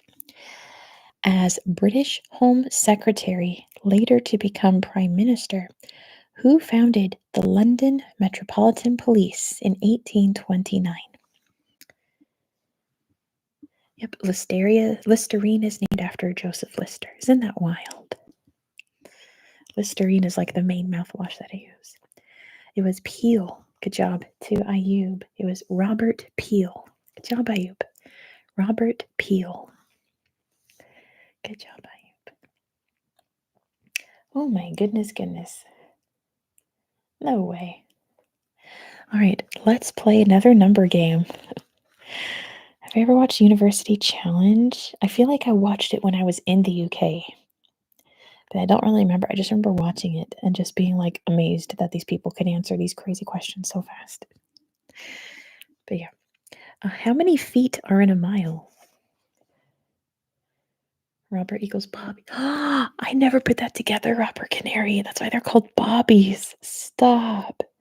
That's funny. I like that. How many feet are in a mile? And Happy Squirrels has got it. It's 5,280. Good job, Happy Squirrels. It is 5,280. I could never remember that. That's funny. Oh, I know this one. Finally, nothing to do with Europe or the US. The Japanese YKK Group is the world's largest manufacturer of which kind of product? What does the YKK Group produce? What do they make? Not motorcycles. Not samurai swords. Not pianos. Some of you may have it on your person right now. It is zippers. Good job, Robot Canary, for getting it first. Hi, Elijah. I hope that's how you pronounce your name. They make zippers. Yeah, that's why some of your zippers say YKK on them, if you look close enough. They make zippers. Oh, interesting. Oh, I didn't know this. Oh, that's so cool. Here, Dr. Pickle's here. Hello, Dr. Pickle. All right. And 2 pieces of glass. Sounds like a K-pop group. It's funny. Anyway, this is interesting. I learned something today. The term Cold War, as a description of the state of tension that existed between the East and West during the years post-World War II, was coined by what British author? Who came up with the term for the Cold War? Who created that? I didn't know this. This is so cool. Burgess? No. It's a very famous author. It's George Orwell. Good job, Yowdy. George Orwell coined the term Cold War, which makes a lot of sense. That's really neat. I like that fact. Good job, Yowdy. The answer is George Orwell. Yeah, great guess. Because that's very Orwellian, isn't it? Oh, yeah. I just learned this the other day. What was I watching? Where I learned this? I forget. I was watching something about science. The same Orwell, probably. What hasn't this man done? Anyway, in which month is Earth closest to the sun? What was I watching? I was like, oh, really? I didn't know that. Then I learned it, and now it's in trivia. What month is Earth closest to the sun? It is January. Good job to Yowdy. Apparently it's January 3rd. In January, Earth is closest to the sun. Good job to Yowdy. 2 in a row. It is in January. Pretty sure I know this. Yep. Number 9. Yep. January.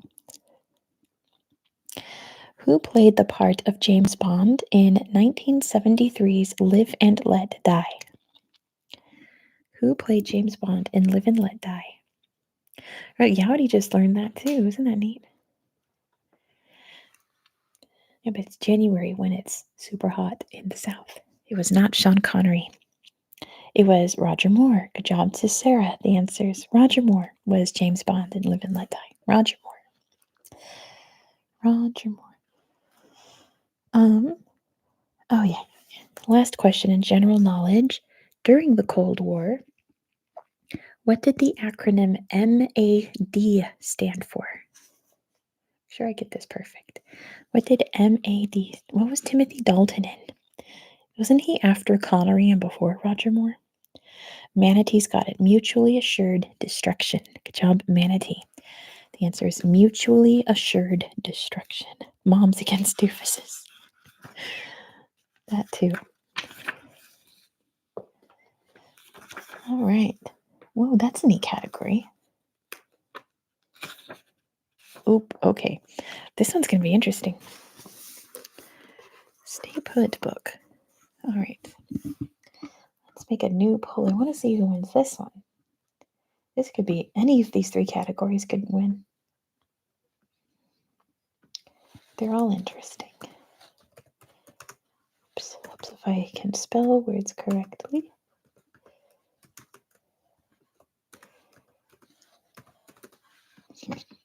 Pardon me.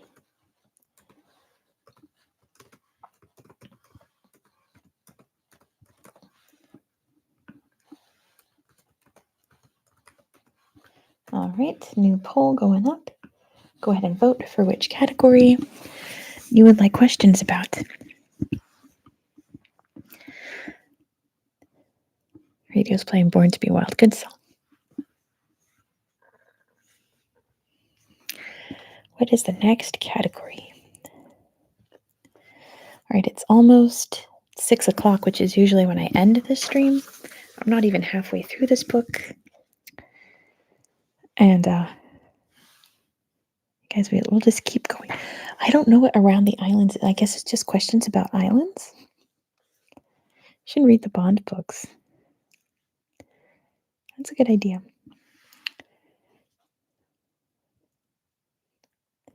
Girly Pop? We want Girly Pop. All right. Well, I mean, no one voted for it, so it was like the least voted one. Because I'm a big fan of Girly Pop. Let me tell you, it's the best.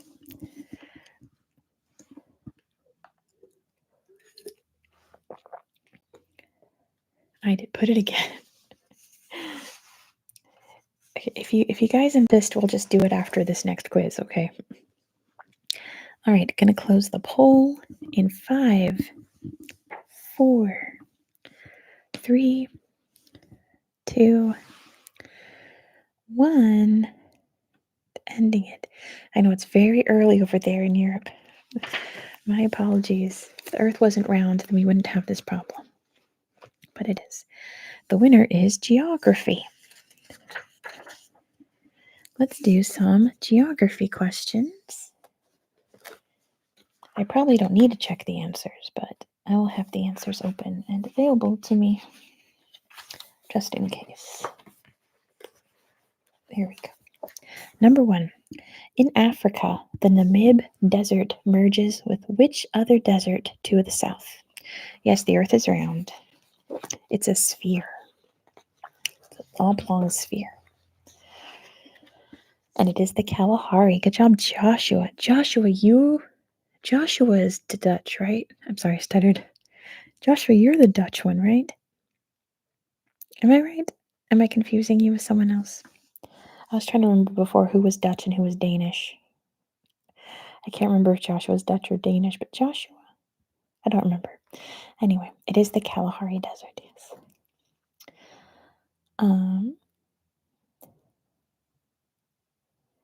You know what?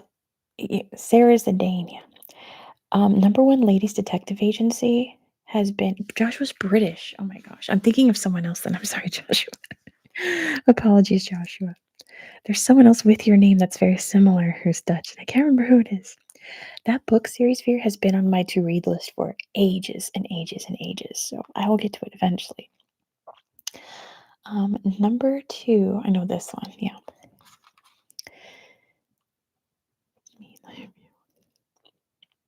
Woody's Dutch, yes, we've got Woody here. Woody's our resident Dutch person. Where in Colorado would you find the Old Faithful Geyser? Where in Colorado would you find the Old Faithful Geyser? Squirrels has to go. Get those cats off your back. It could be. You could go eat, and I might still be here. I don't know how long I'll be here. It is in Yellowstone. Good job to Manatee. The answer is Yellowstone National Park. It is in Yellowstone. Yellowstone. Yep, you're right, Yowdy. It is Yellowstone. I know this one. Yep.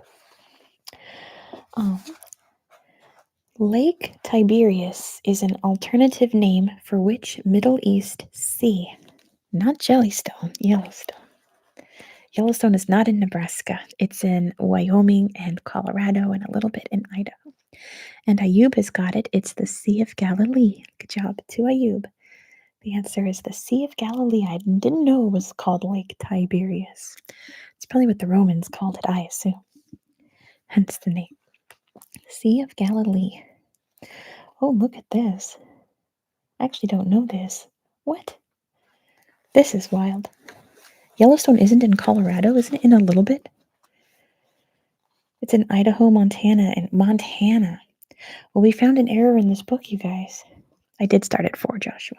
So like midnight your time. We found an error in the book then, you're right. Lag? Montana, Idaho, Wyoming. Yeah. You guys are right. We found an error in the book. Bye, happy squirrels. Have a good dinner. Name? Am I good? I'm not lagging? I'm not lagging, right? So I can ask the next question. Yes. There's always an error somewhere in one of these books. There's always a mistake somewhere. No lag. Thanks, Ayub. Name the river in Belize, whose name is also the title of a John Wayne Western. Oh, yeah, nice. Rio Grande, no. I'd have never guessed this. Stagecoach, no. Just start naming John Wayne movies, I guess. I am reading the right one, right? Yeah. Mopai, no. Never seen a John Wayne movie. They're fun, but they're all kind of the same. Good, Bad, and the Ugly is the one I know I've seen, but that's not the river. It is Hondo. Good job to Veer, who just said they've never seen a John Wayne movie. The answer is Hondo. Good job, Veer. It is Hondo. Hondo. You got it. This one's easy. This is in kilometers here. Belize Rivers for the win. Some 4,345 kilometers in length and flowing through China, Myanmar, Laos, Cambodia, and Vietnam. What is the longest river in Southeast Asia? John Wayne isn't in Good, the Bad, and the Ugly? Wait, what? Wait, really? Who is it then? Who stars in that? And it is the Mekong. Good job to Veer. 2 in a row for Veer. It is the Mekong River with Joshua right behind. The Mekong River. Who's in Good and Bad and the Ugly if it's not John Wayne? I could have sworn that was John Wayne. Are you sure? I'm not sure. Anyway. Oh, this is easy for me. In which state in the USA is the city of Pasadena situated? In which US state can you find Pasadena? Clint Eastwood. Oh, you're right. It is Clint Eastwood. I got Clint Eastwood and John Wayne mixed up. Looks like Manatee got it first. It is California. Good job to Manatee. The answer is California. My best friend got married in Pasadena, California. There's one in Texas too. I'm not surprised. Pasadena. It's where they have the Rose Bowl and the Rose Bowl parade and all that. Pasadena is a common city name. That's funny. Let me make sure I get this right, even though I know the answer, but I always have to double check. Yep. You better get this one. And that's where Caltech is. That's where my other friend's husband went to school, at Caltech in Pasadena. Speaking of universities in California, in which city are the headquarters of the University of California situated? In which city can you find the headquarters of the University of California? It is Berkeley. Good job. Yeah, I'm smiling because I've been there. How many times? More than I can count. It's in Berkeley. The best shopping in the whole Bay Area is on that road in Berkeley leading up to Cal in Berkeley. Berkeley is a beautiful city. It's full of hippies. Very, you would love it. It's all super left wing. There's like communist bookstores. It's everything's vegetarian and vegan. It's where berkelium was invented. No, it's a hippy dippy town. Like, this is bad to say, but like the homeless people there are so nice and just chill because they're probably homeless by choice. It is such a fun place to hang out. Whenever I was in the city and I had people visiting from out of town, I always took them to Berkeley to just play, go in the shops, and be around the like hyper liberal population. Not the homelessness though, but I'm pretty sure most people there are homeless by choice, which is really bad. But moving on. Oh, come on. Listen, I don't know what I consider myself. I'm definitely left leaning, but I don't put a title on myself. But it's the farthest left you can possibly go. You go to Berkeley to be around that culture. Try I don't lose my place.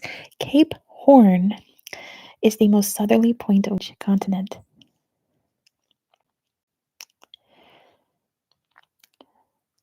On which continent can you find Cape Horn? And of course, it's South America. Good job, Manatee. The answer is South America.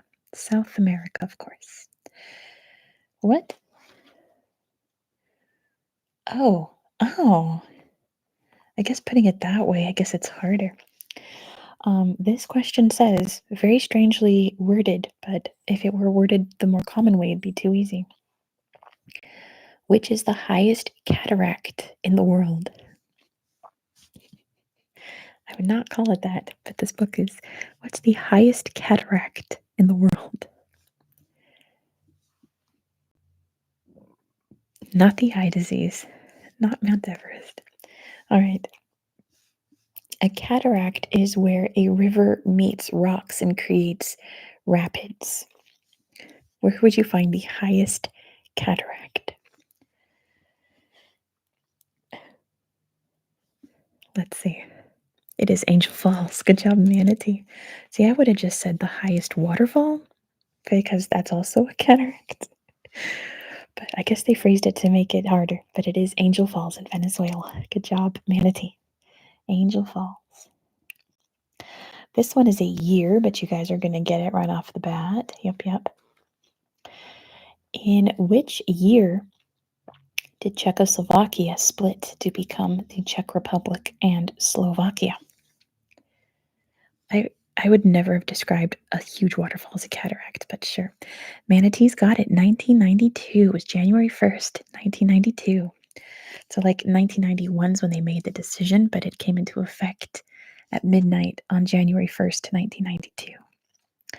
I remember reading about it because I've always been a geography nerd, even as a very young child. It was 1992. All right, let's get some more categories. You should always eat noodles, Veer. Highly recommend eating noodles. I'm trying to decide what I should get for dinner because I'm alone here. And I think I'm probably just going to grab something to bring home, but I haven't decided what it is yet. Ramen, pizza. I love pizza. I should just get a pizza. Indian food. Oh my gosh. I don't know if there's Indian food in Walla Walla, surely, but I haven't seen one. Okay. Let's get some more categories going here. There's 2 new ones here.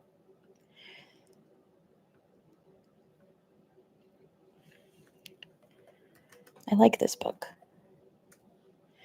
They had a bunch of trivia books at this bookstore, but this is the one I liked the best.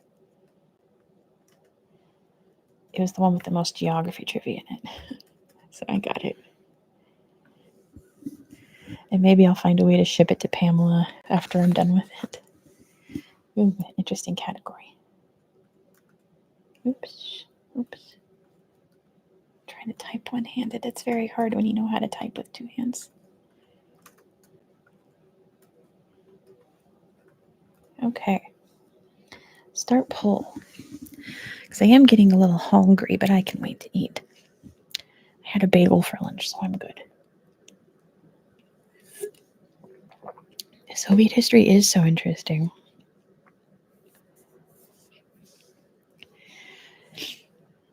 Late 80s, early 90s were crazy.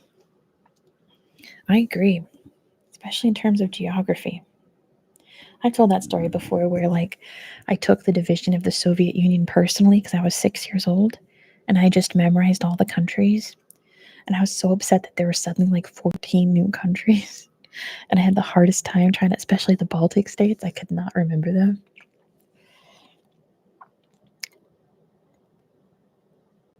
Migraines. No, Veer, don't get migraines. All right, there's a clear winner here, but I'm going to end the poll because there's not a lot of votes. So vote now. 10, 9, 8, 7. I have not 9. 6, 5, 4, 3, 2, 1. Yeah, there's a clear winner. Clear winner here. Let me get the answers out. The human body was won by a landslide. I'm sorry, Veer. They were from my parents too. Both my parents had migraines. My sister's never had a headache in her whole life, and then I have chronic migraine. Make it make sense. Quiz 32, so I'm on a new page. I'm going through. There's 120 quizzes. I think 220 quizzes in this book. We're only on quiz 32. What? I've never heard this. Hold on. Right? Mound Ben? Definitely. I took all the headaches. How is the contagious disease rubella commonly known? I only know it as rubella. I've never heard it called this before. It is measles, but it's blank measles. It is German measles. Good job, Manatee.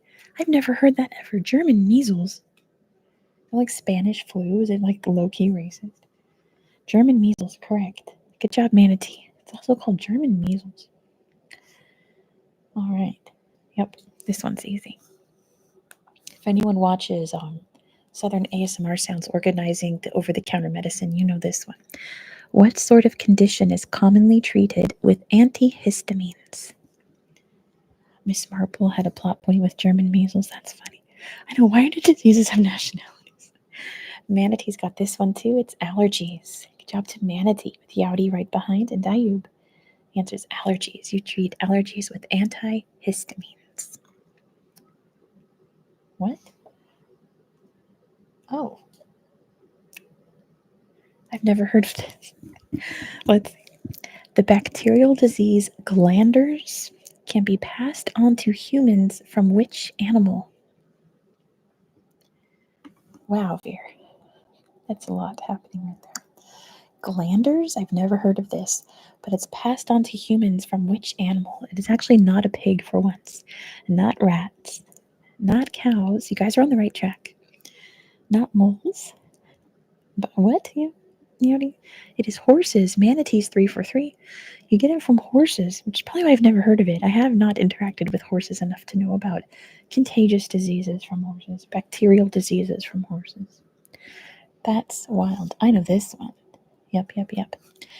In which part of the body can the cochlea be found? Cochlea? Cochlea?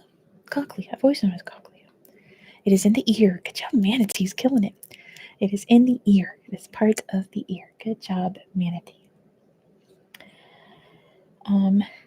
In which organ of the body can the pineal gland be found? Where in your body is the pineal gland? Pineal gland. It is in the brain. Good job, Joshua. It is in the brain. Joshua got this one. It is in the brain. What? There's so many diseases I've never heard of. I've never heard of this in the answer. I need all you science smarties out here to get this. The disease pellagra is caused by deficiency of which acid in the diet? Holy moly. Pellagra is caused by deficiency of what kind of acid? Not uric acid? Niacin. It sounds like niacin, Hippocrates. I've never heard of this acid. Right here. It's an acid. I've never heard of this. It does start with an N, but I guess it's not niacin. Is it niacin, Hippocrates? Because that's not what the answer says, but it's kind of similar to niacin. So maybe this is a fancier name for niacin. I do not know. I teach geography. Okay. It is niacin. Okay, so let's give it to who said niacin first? Hippocrates. The book says nicotinic acid. Never heard of this. Let's just say it's niacin. I've never heard of pellagra also. So, oh my goodness. Why'd you guys pick this category? Which common eye condition is also called strabismus? What common eye condition is also called strabismus? It has a very common name. Not lazy eye. Where'd it go? It is squint. Good job, Hippocrates. Killing it. Squint. Is that just when you're stuck in a squint like this? Like, is that what like Renee Zellweger has? Just strabismus? Just like very narrow eyes? I don't know. Manatee had 4 eye surgeries in a year. My goodness, I'm so sorry. I hope you're doing well. Oh, I have this one. What part of the human body is abnormally curved in a case of the medical condition scoliosis? I have scoliosis. I'm glad you're better, Manatee. That's horrible to go through. And it is the spine. Good job, Manatee. The answer is the spine. I actually saw a spine doctor before I left Reno, and she said my spine wasn't curved enough for surgery to correct it, which I'm kind of glad because I don't want back surgery. But she says it could get that way later in life, but you just have to keep an eye on it. So, spent spinach. Veer's never had a surgery. I guess I've only technically had 2, but yeah. I had one when I was 4, so I grew up thinking that surgeries were very normal.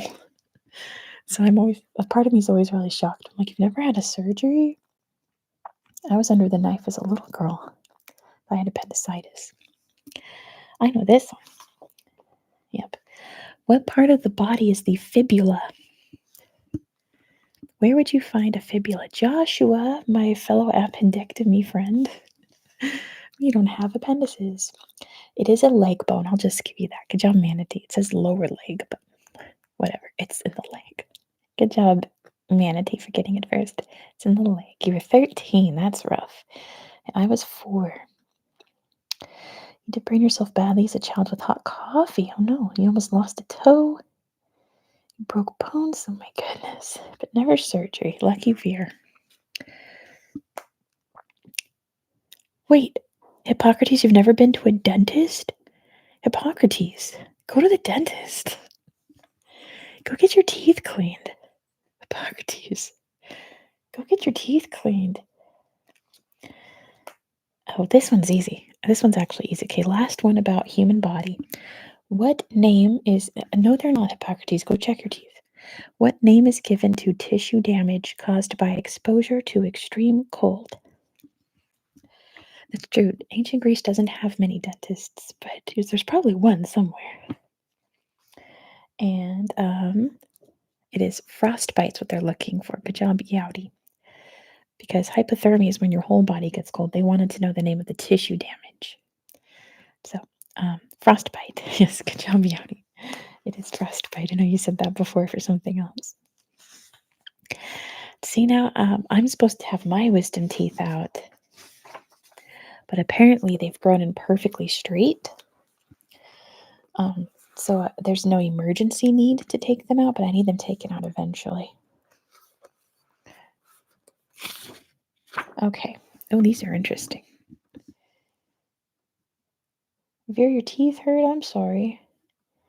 Mine have never hurt. So I'm apparently a weirdo that my wisdom teeth grew in perfectly normal. There are people being born now without wisdom teeth because we're evolving to not have them anymore, and I'm extremely jealous. That and appendixes. There's people being born today without appendixes. Can you believe that? Because our bodies are just learning that we don't need these things. Not anymore. We needed them at one point.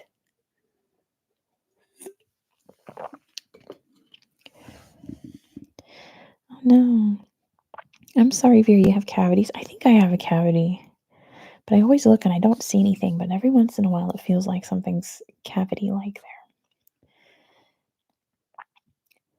I'm sorry, the dentists are so backed up. Well, get your appointment now and just wait. And just take care of your teeth. Oh no, they're visible? Vera, go get your teeth checked. Get on that wait list now. Yeah, the older you get, the more likely you are to get cavities. So, like, the more you age, once you're over 30, you're moving. Oh, that's right, Vera. Well, once you're settled, get that appointment. Go get those. Because I had to get a whole tooth replaced because I ignored a cavity for years and years and years. And it was horrible. And the process of getting a new tooth was one of the most painful things I've ever done. And I'm just like on top of tooth care. There you go. You'll get your student health care. There you go. Once that's all settled, first thing, Vera, go get your dentist. It's so important. A root canal was absolutely horrible. I was trying not to cry in the dentist chair. It was so miserable.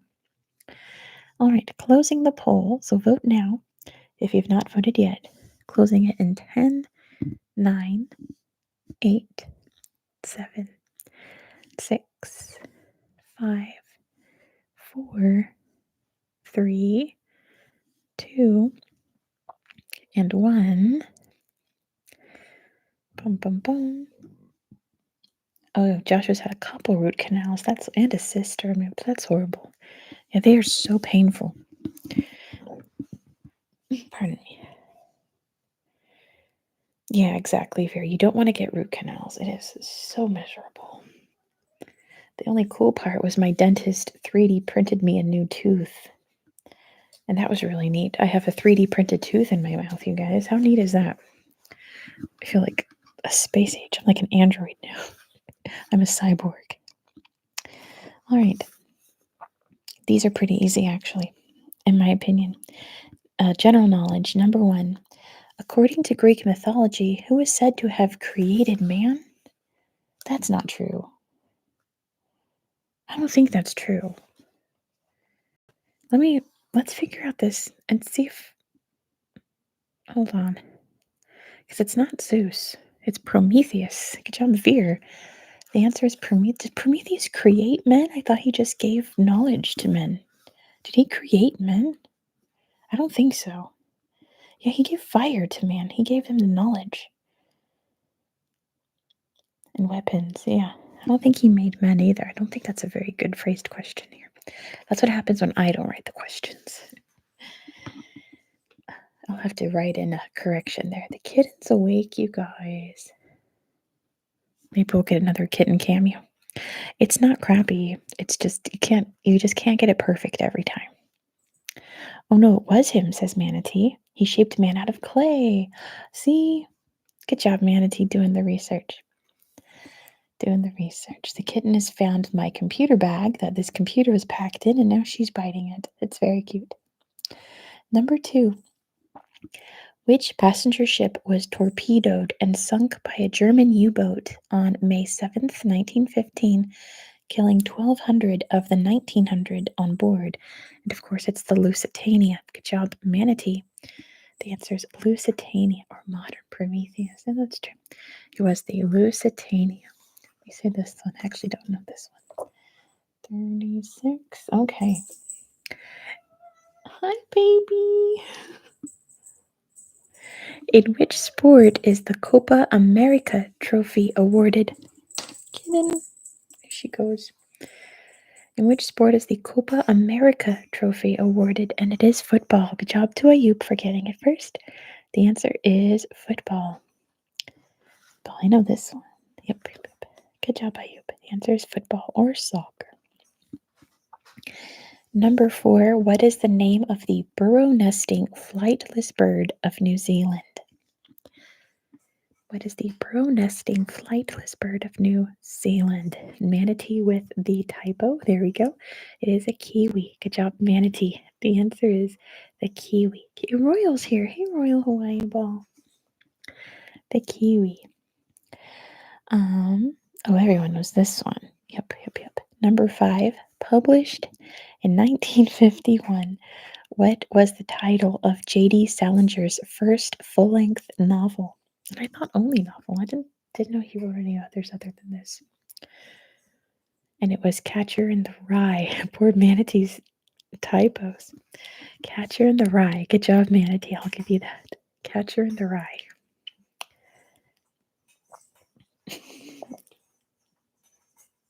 Oh my gosh.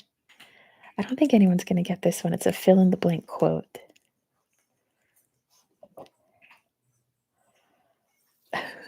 I'll try it anyway because it's funny because it's Mae West. Don't say. Let's try. Complete the quotation by one of my favorites, Mae West. It's not the men in my life that counts. It's blank, blank, blank, blank, blank. It's not the men in my life that counts. It's Mae West was an icon.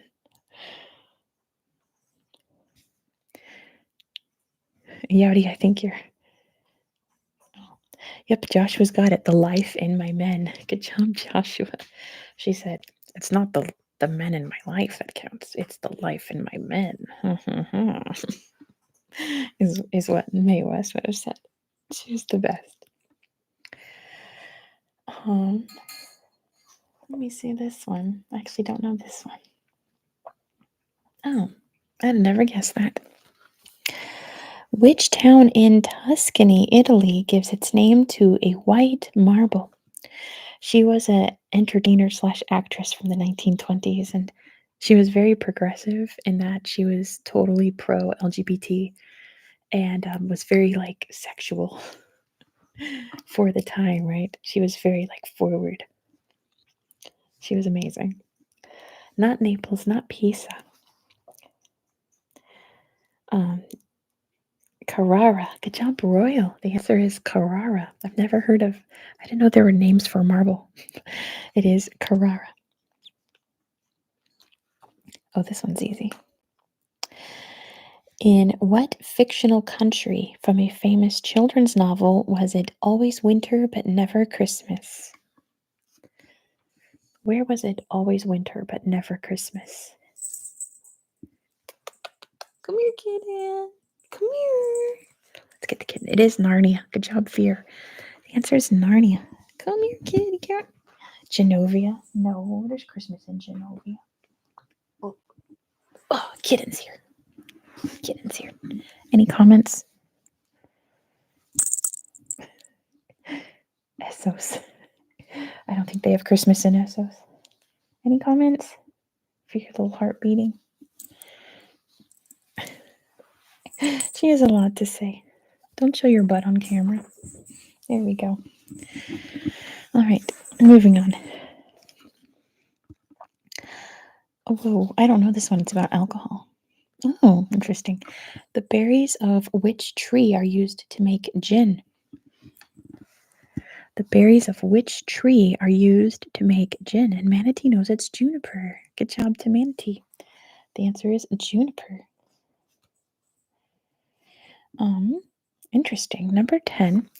The world's first nuclear-powered submarine, USS Nautilus, achieved which feat in August 1958? What feat did the USS Nautilus achieve in 1958? Not Antarctica. Blowing up the ocean. It was not a world tour. The submarine did something that had never been done before. What did it do? There's like a whole description. Royals here with the Pope jokes already. It did not go to Challenger Deep. I'm sure it spent more than a month underwater. Not a bad guess, Joshua. I should say this submarine sailed somewhere that had never been sailed to before. Where did this submarine go that no human had ever been to before? It was the North Pole. It involved the North Pole, but what did this submarine do at the North Pole? We're getting there. It's a whole thing. Found Santa. No. Arctic Ocean. Yes. Yes. What did the submarine do in the Arctic Ocean? Without refueling? Probably. Getting closer. It turns. No. It poled the north. Found Frankenstein. No, someone else did that at the North Pole. It didn't sink. It actually did its task. It did something at the North Pole that no one had managed to do before at that time.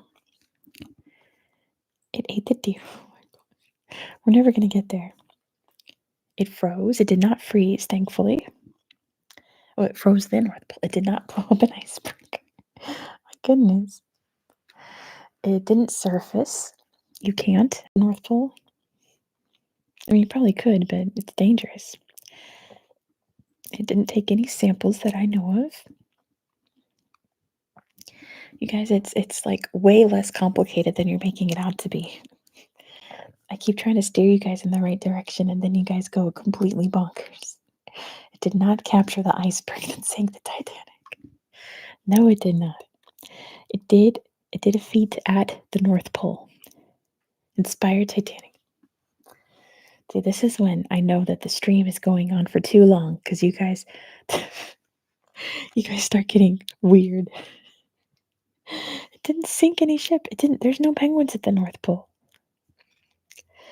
It's something very simple. It's like a very simple thing it did. The submarine was under the water in the Arctic Ocean, and then what did it do? Goodness, it didn't put a flag at the North Pole. You guys are weird. Don't refuel. It just turned around. It did not go above water. Mapped it? Probably. 1,000 miles. It did. Well, I mean, it did make it home. We've lost the plot. Exactly, Manatee. It didn't sing the Beatles song. It was not a yellow submarine. It circled it. Oh, see, now Veer's getting close. It did not circle it. It didn't circle it, but they probably did sing a sea shanty. They watched the compass spin around. They crossed it. There we go, Veer. My goodness, how is that so hard? It sailed under the North Pole, all the way under the North Pole, and to the other end of the Arctic Ocean. Holy moly. Holy moly, you guys. That's what I was trying to say. It's something very simple. It is cool, right? You guys are so funny. I love doing this chat. All right. It went so north. It went so... Because you guys were saying circumnavigate, which would be really cool. I wonder if a submarine has done that. What in the world? Okay. I don't think that category is going to win. You don't think it could be swam under? I guess just if you go deep enough, you can. And probably during the summertime, too. When the sun's hitting it most directly and the ice kind of starts to shift the most. All right, let's do another one. How about this? The very last one we do will be the girly pop category. How about that? When we decide it's time to wrap this up, we'll do girly pop. But it's not time yet.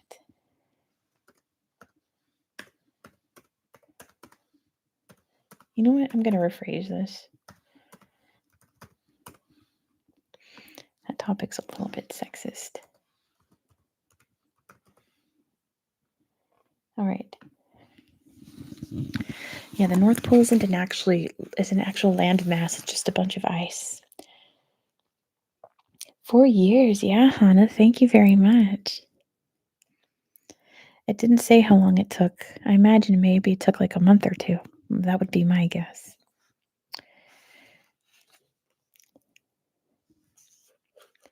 That'll be something. It was the USS Nautilus if anyone wants to do a deep dive. Ha ha ha ha.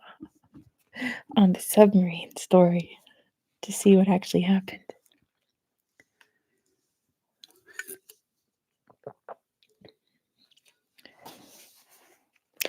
All right, let's see what you guys are picking. This category said statesmen, and I was like, what if there's women in this category? I don't know. So I made it statespeople. All right, not a lot of votes, so I'm going to give you guys 10 seconds to vote if you've not done so already in the poll above. 10, 9, 8, 7, 6, 5, 4. There's a tie. I need someone to vote. 3, 2, 1. If it's tied when I end the vote, I'm just going to pick out of the two topics. All right, I'm going to close the poll. It's tied. If anyone wants to hop in real quick, if you have not done so yet. Okay, I'm going to end it. End poll. All right, so it is tied with statespeople and religion. So I'm going to do religion. I never want to talk about politics. I'd rather talk about religion. I know you're not supposed to talk about politics or religion, but we're going to do religion. Oh no, I don't like this question in the first one. But it's a year, so let's play the number game and guess this year that this horrific event occurred that makes me very devastated. Pick the year. In which year did Reverend Jim Jones lead the death of over 900 of his followers in Guyana?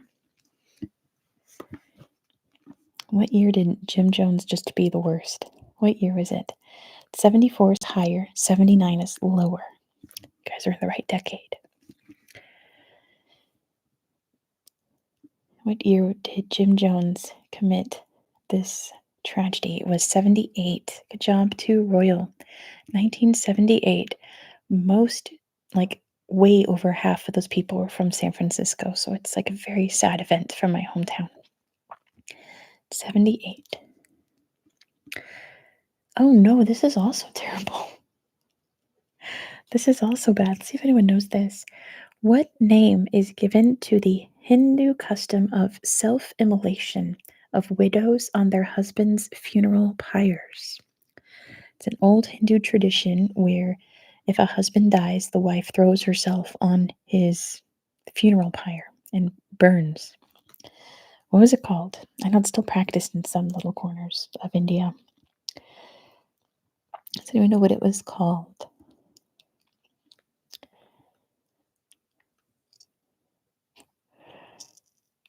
It's a very obscure name, so.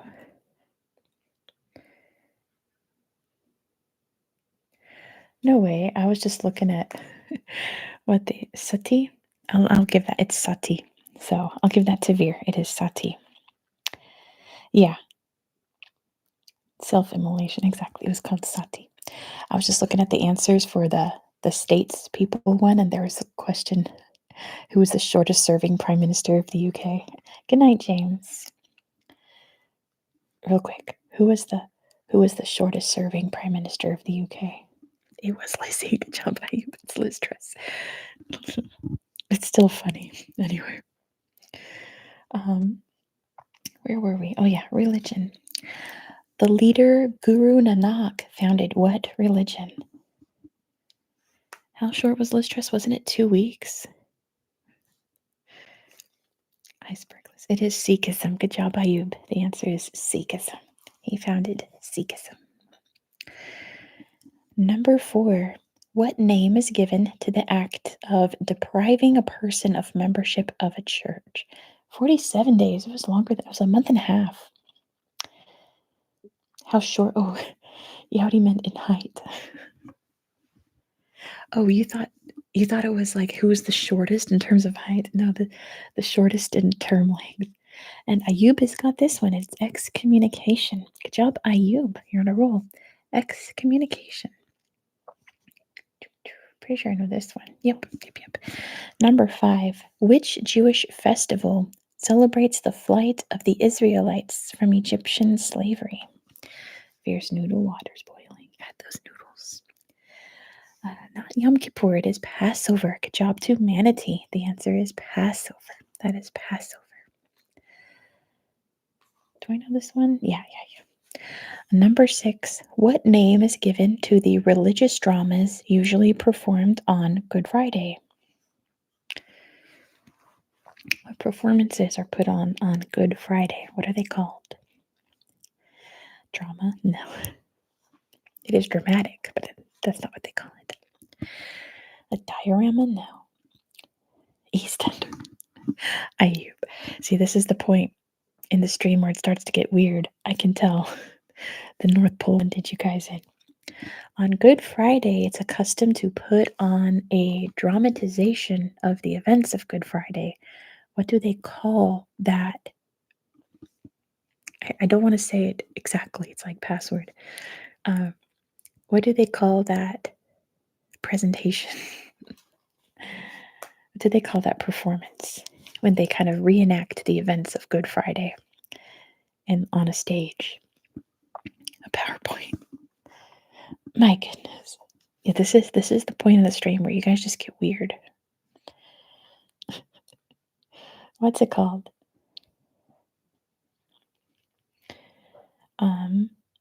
If you know, what word is given to describe the crucifixion?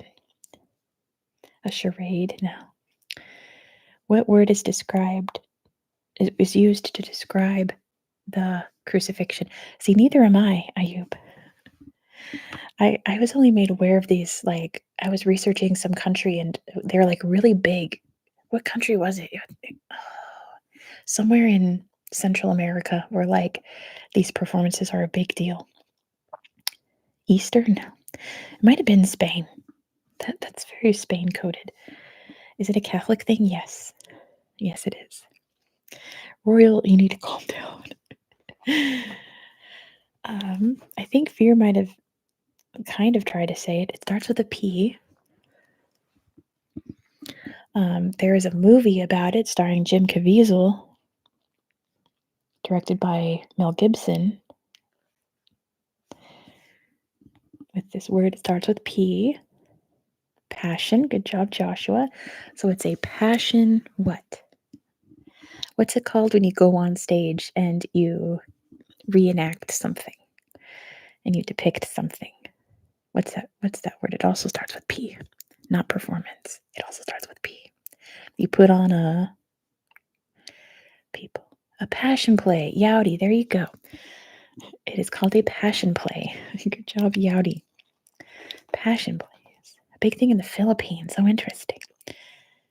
Yeah, it's bigger in some parts of the world than others. A passion play.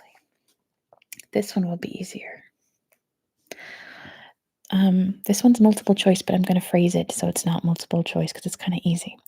What color are the flat, broad-brimmed hats worn by cardinals? I've What churches have I been to? I've been to a Catholic church. I've been to a synagogue. That's different. It's not Christian. It is red. Good job, Ayub. The answer is red. Cardinals wear red hats. Big, broad red hats. I've been to. I went to my brother-in-law's church before he left Reno, and that was a Baptist, I think. Anyway, I've been to a couple churches. I probably can count them on one hand of various demographics.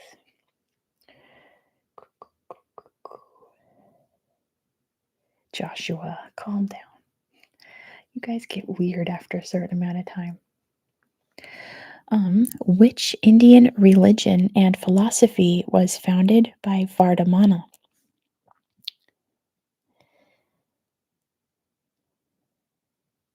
Because the birds are red? Interesting. I never thought of that, Yodi. I wonder if there is a connection there. It's not Hinduism, not Buddhism. We don't know who founded Hinduism. It's too old. We know who founded Buddhism. It was the Buddha. Not Taoism, it's Jainism. Good job, Manatee. The answer is Jainism. Jainism was founded by Vardhamana. Good job, Manatee. What name is given to the marks which appear on the body of a living person that resemble the 5 wounds that Christ received at the crucifixion? What's that phenomenon called? And it is stigmata. Good job, Fear, for getting it first. The answer is stigmata. Now, with this next question, this last question, you have to promise to be nice, okay? Be nice. Be nice. I'm nice on this channel to all religions, regardless. You got to be nice, okay? The Latter-day Saint religious movement is better known by what name? It's not about Israel. The Latter-day Saint religious movement is better known as Mormonism. Good job, Tafir. 9, I said be nice. It is Mormonism. We're just going to leave it at that. Leave it at that. All right. I think we should do one more trivia. Oh, wait. How about this? I'm going to go through and try to find topics I think you guys would like. Because you guys would like that one. You guys would like that. Oh, yeah. Okay, how about this? I'm going to pick the last 3 categories, and you guys choose out of those 3. And then we'll do the girly pops. It's not going to be states, people.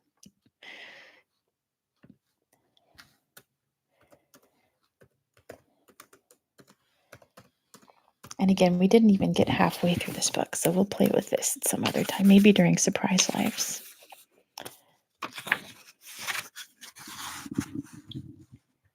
Water.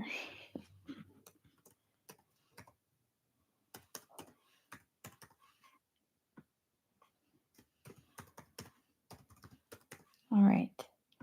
This is going to be the last vote. We're going to do 2 more trivias, okay? Then we're going to end the stream. Pick a category. Yeah, we didn't even nearly make it halfway through this book. How interesting is that? We'll play with this way more often in the future. Don't know when, but it'll be eventual. Eventually, we'll play through more of this book. And again, I'll probably comb through this book and pick out good questions to ask you guys. Probably just make my own quiz out of this book instead of just reading it. All right. Let's see how the poll's going. Oh, it's so close, you guys. Hop in there and vote if you've not done so yet. Let me get a drink. I have to eat so much melatonin to go to sleep. That's true, Veer. But you're going to be on the train. Trains put me to sleep. Just like the sounds and the rolling. Unless I'm on Amtrak, which is the United States trains. They're horrible. Seats are uncomfortable. People are loud. Like you have to get a sleeping car in order to. You had 2 energy drinks and a cola. Okay, well, Veer, listen. The last thing you want to do is drink 2 energy drinks and then take melatonin. You're just going to mess up your whole brain chemistry at that point. I'm sure your trains are way more comfortable than Amtrak's. Yeah, see, Amtrak's are only good if you get a sleeping car. Otherwise, it's a nightmare. I took a train to Chicago on an Amtrak without a sleeping car, and it was just, we were napping in the snack car because it was the only place I could put my head down and sleep. Anyway, the poll is still very close. I'm going to end it in 10, 9, vote now, 8, 7, 6, 5, 4, 3, 2. Oh, now it's a three-way tie. You guys, don't make me choose. That's why I'm making you choose. I need one more vote. I've never been on a sleeping train either. I'd love to. It sounds very, poetic. It can't be a three-way vote, you guys. I need literally one more person to vote who's not done so yet. We're making this a democracy. There we go. All right, I'm going to end it now before someone else votes and breaks it. Stop. Okay, and the winner is 3 questions from each. That's not a bad idea, but we do have a clear winner. It is geography. A sleeper from London to Edinburgh. That's like my dream.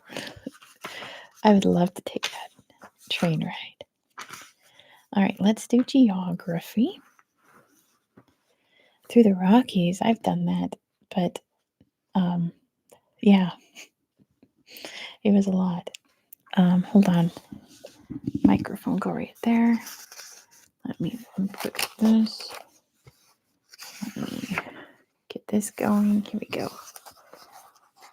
Bookmark that so I don't lose the answers, even though I definitely know the answer to this first one.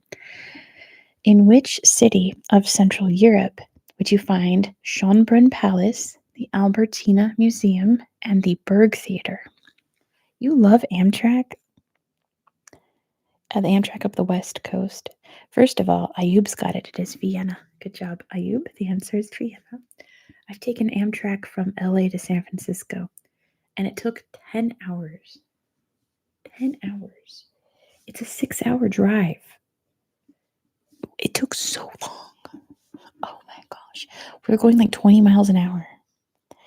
But anyway, it took way too long. Good job, Ayub. It is Vienna with Jenny right behind. It is Vienna. Double checking. Yep. What is the second largest of North America's Great Lakes? What is the second largest Great Lake? But it's probably so peaceful. No. I was tired. I was hungry. People were loud. The seats are uncomfortable. And I was literally crying. No one's got it so far. I got off at Oakland and just met up with a friend who picked me up, and I was sobbing because it was still 45 minutes to get to Oakland to San Francisco, which is ridiculous. Joshua's got it. It's Lake Huron. Good job, Joshua. The answer is Lake Huron. Lake Huron. I didn't even make it all the way to San Francisco. I got off at Oakland. Lake Huron. Number 3. The territory previously known as Prussia is now part of which modern country? Pretty much what is Prussia known as today? It is Germany. Good job to Veer. The answer is Germany. Germany. I mean, I think some of it was in Austria and Poland at one point, but 99% of Prussia is now in Germany. Oh, I know this. Yep. Lake Kariba, created by the Kariba Dam, is an expansion of which African river? In which river can you find the Kariba Dam? Not the Congo, not the Nile. It's the Zambezi. Good job to Veer. The answer is the Zambezi River. Lake Kariba, I think, is the lake near Victoria Falls, right? Not terribly far from Victoria Falls. Pretty sure. What? Oh, interesting. What river in Argentina has the same name as a river in the USA? What river in Argentina has the same name as an American river in the US? Not the Rio Grande. That's an obvious guess, but no, incorrect. Think of another river with a Spanish name. James? No. Ethan. What? A Spanish word. That's a very big river. I saw this river this year. I was there. That's a pretty big hint. The Colorado River. Good job too, Yowdy. The Colorado. Yes, Columbia. Good guess. I've seen like two major rivers this year, the Colorado and the Columbia. I went to the Grand Canyon and now I'm in Washington near the Columbia River. Forgot all rivers for a second. I hate how that happens. Another river question. Oh, interesting. I didn't know that. What name is shared by a British river and a river in northwestern Ontario, Canada? I didn't know there was a river in Canada with this name. What river? Not the Thames. Good guess. The James? No, not the Thames. Very, how do I describe this? I can't without giving it away. The Severn. Good job, Joshua. The Severn. Good night, Manatee. You're very welcome. Thanks for playing along today. The Severn River. They have a River Severn in Canada. I didn't know that.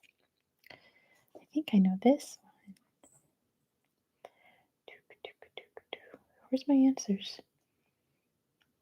There it is. Oh, yeah. Which Russian city is the world's largest city north of the Arctic Circle? What is the largest Russian city north of the Arctic Circle?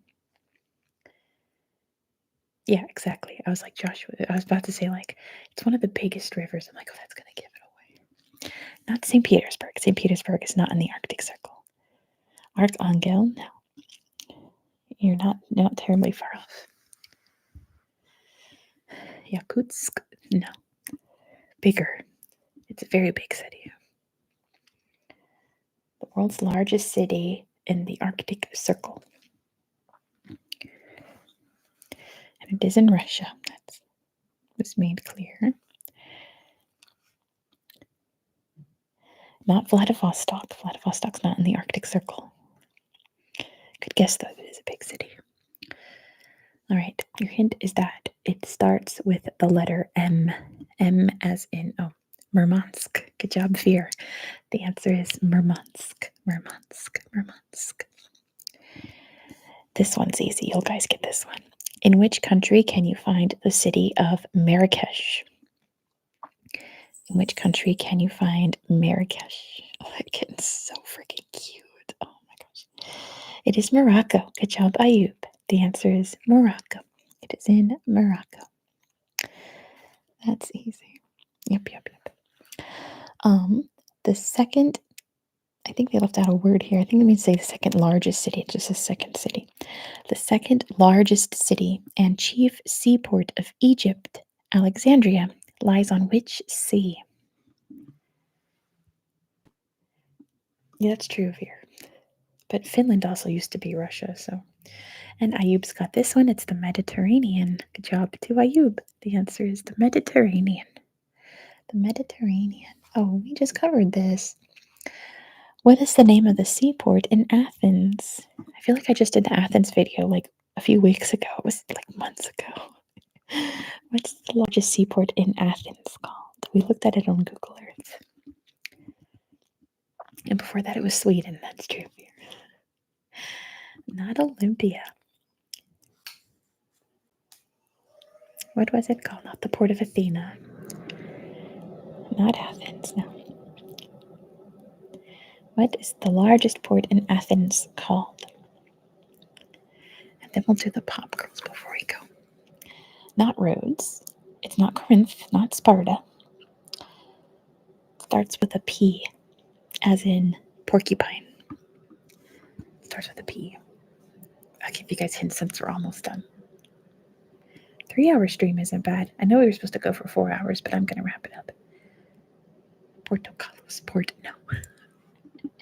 No, it's not that simple. It's an actual name. Not Peloponnese.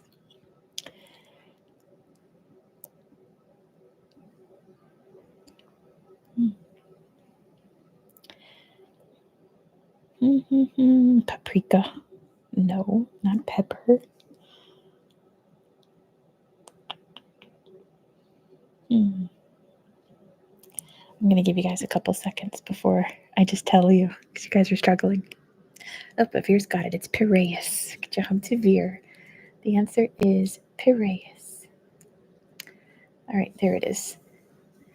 Let's find the girly pops. Ayub's going crazy. Yeah, we'll do one more quiz. We'll do girls singers because you guys really wanted that. It's quiz number 27. Okay. How about we just do 5 of them? Because these are kind of hard. Okay, you guys will know this one. Whose studio album titles include 19, 21, 25, and 30?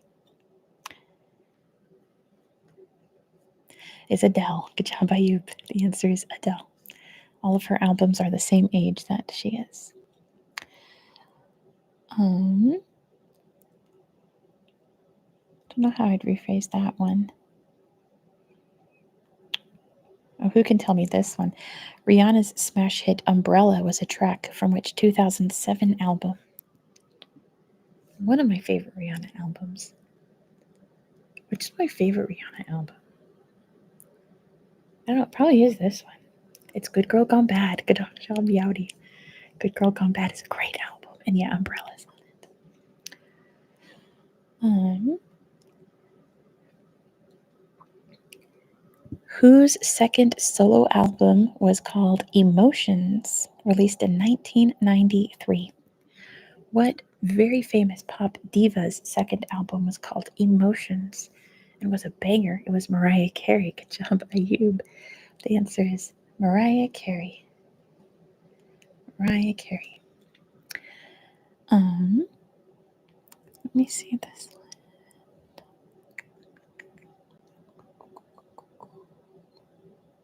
Okay, I think we'll do this one last. I know, Vera, you wanted this category. Last question. So before we go, thank you all so much for hanging out with me, celebrating my channel's 4th birthday, which will be on Monday. And you guys are the best.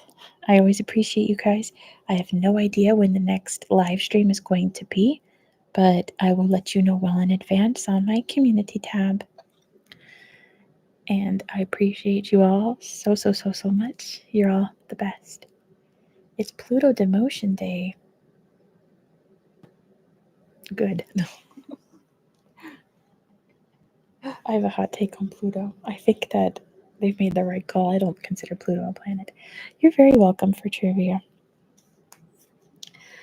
Last question is, whose albums In Concert and Pearl were posthumously released in 1971? Which musical icon had 2 albums released posthumously in 1971?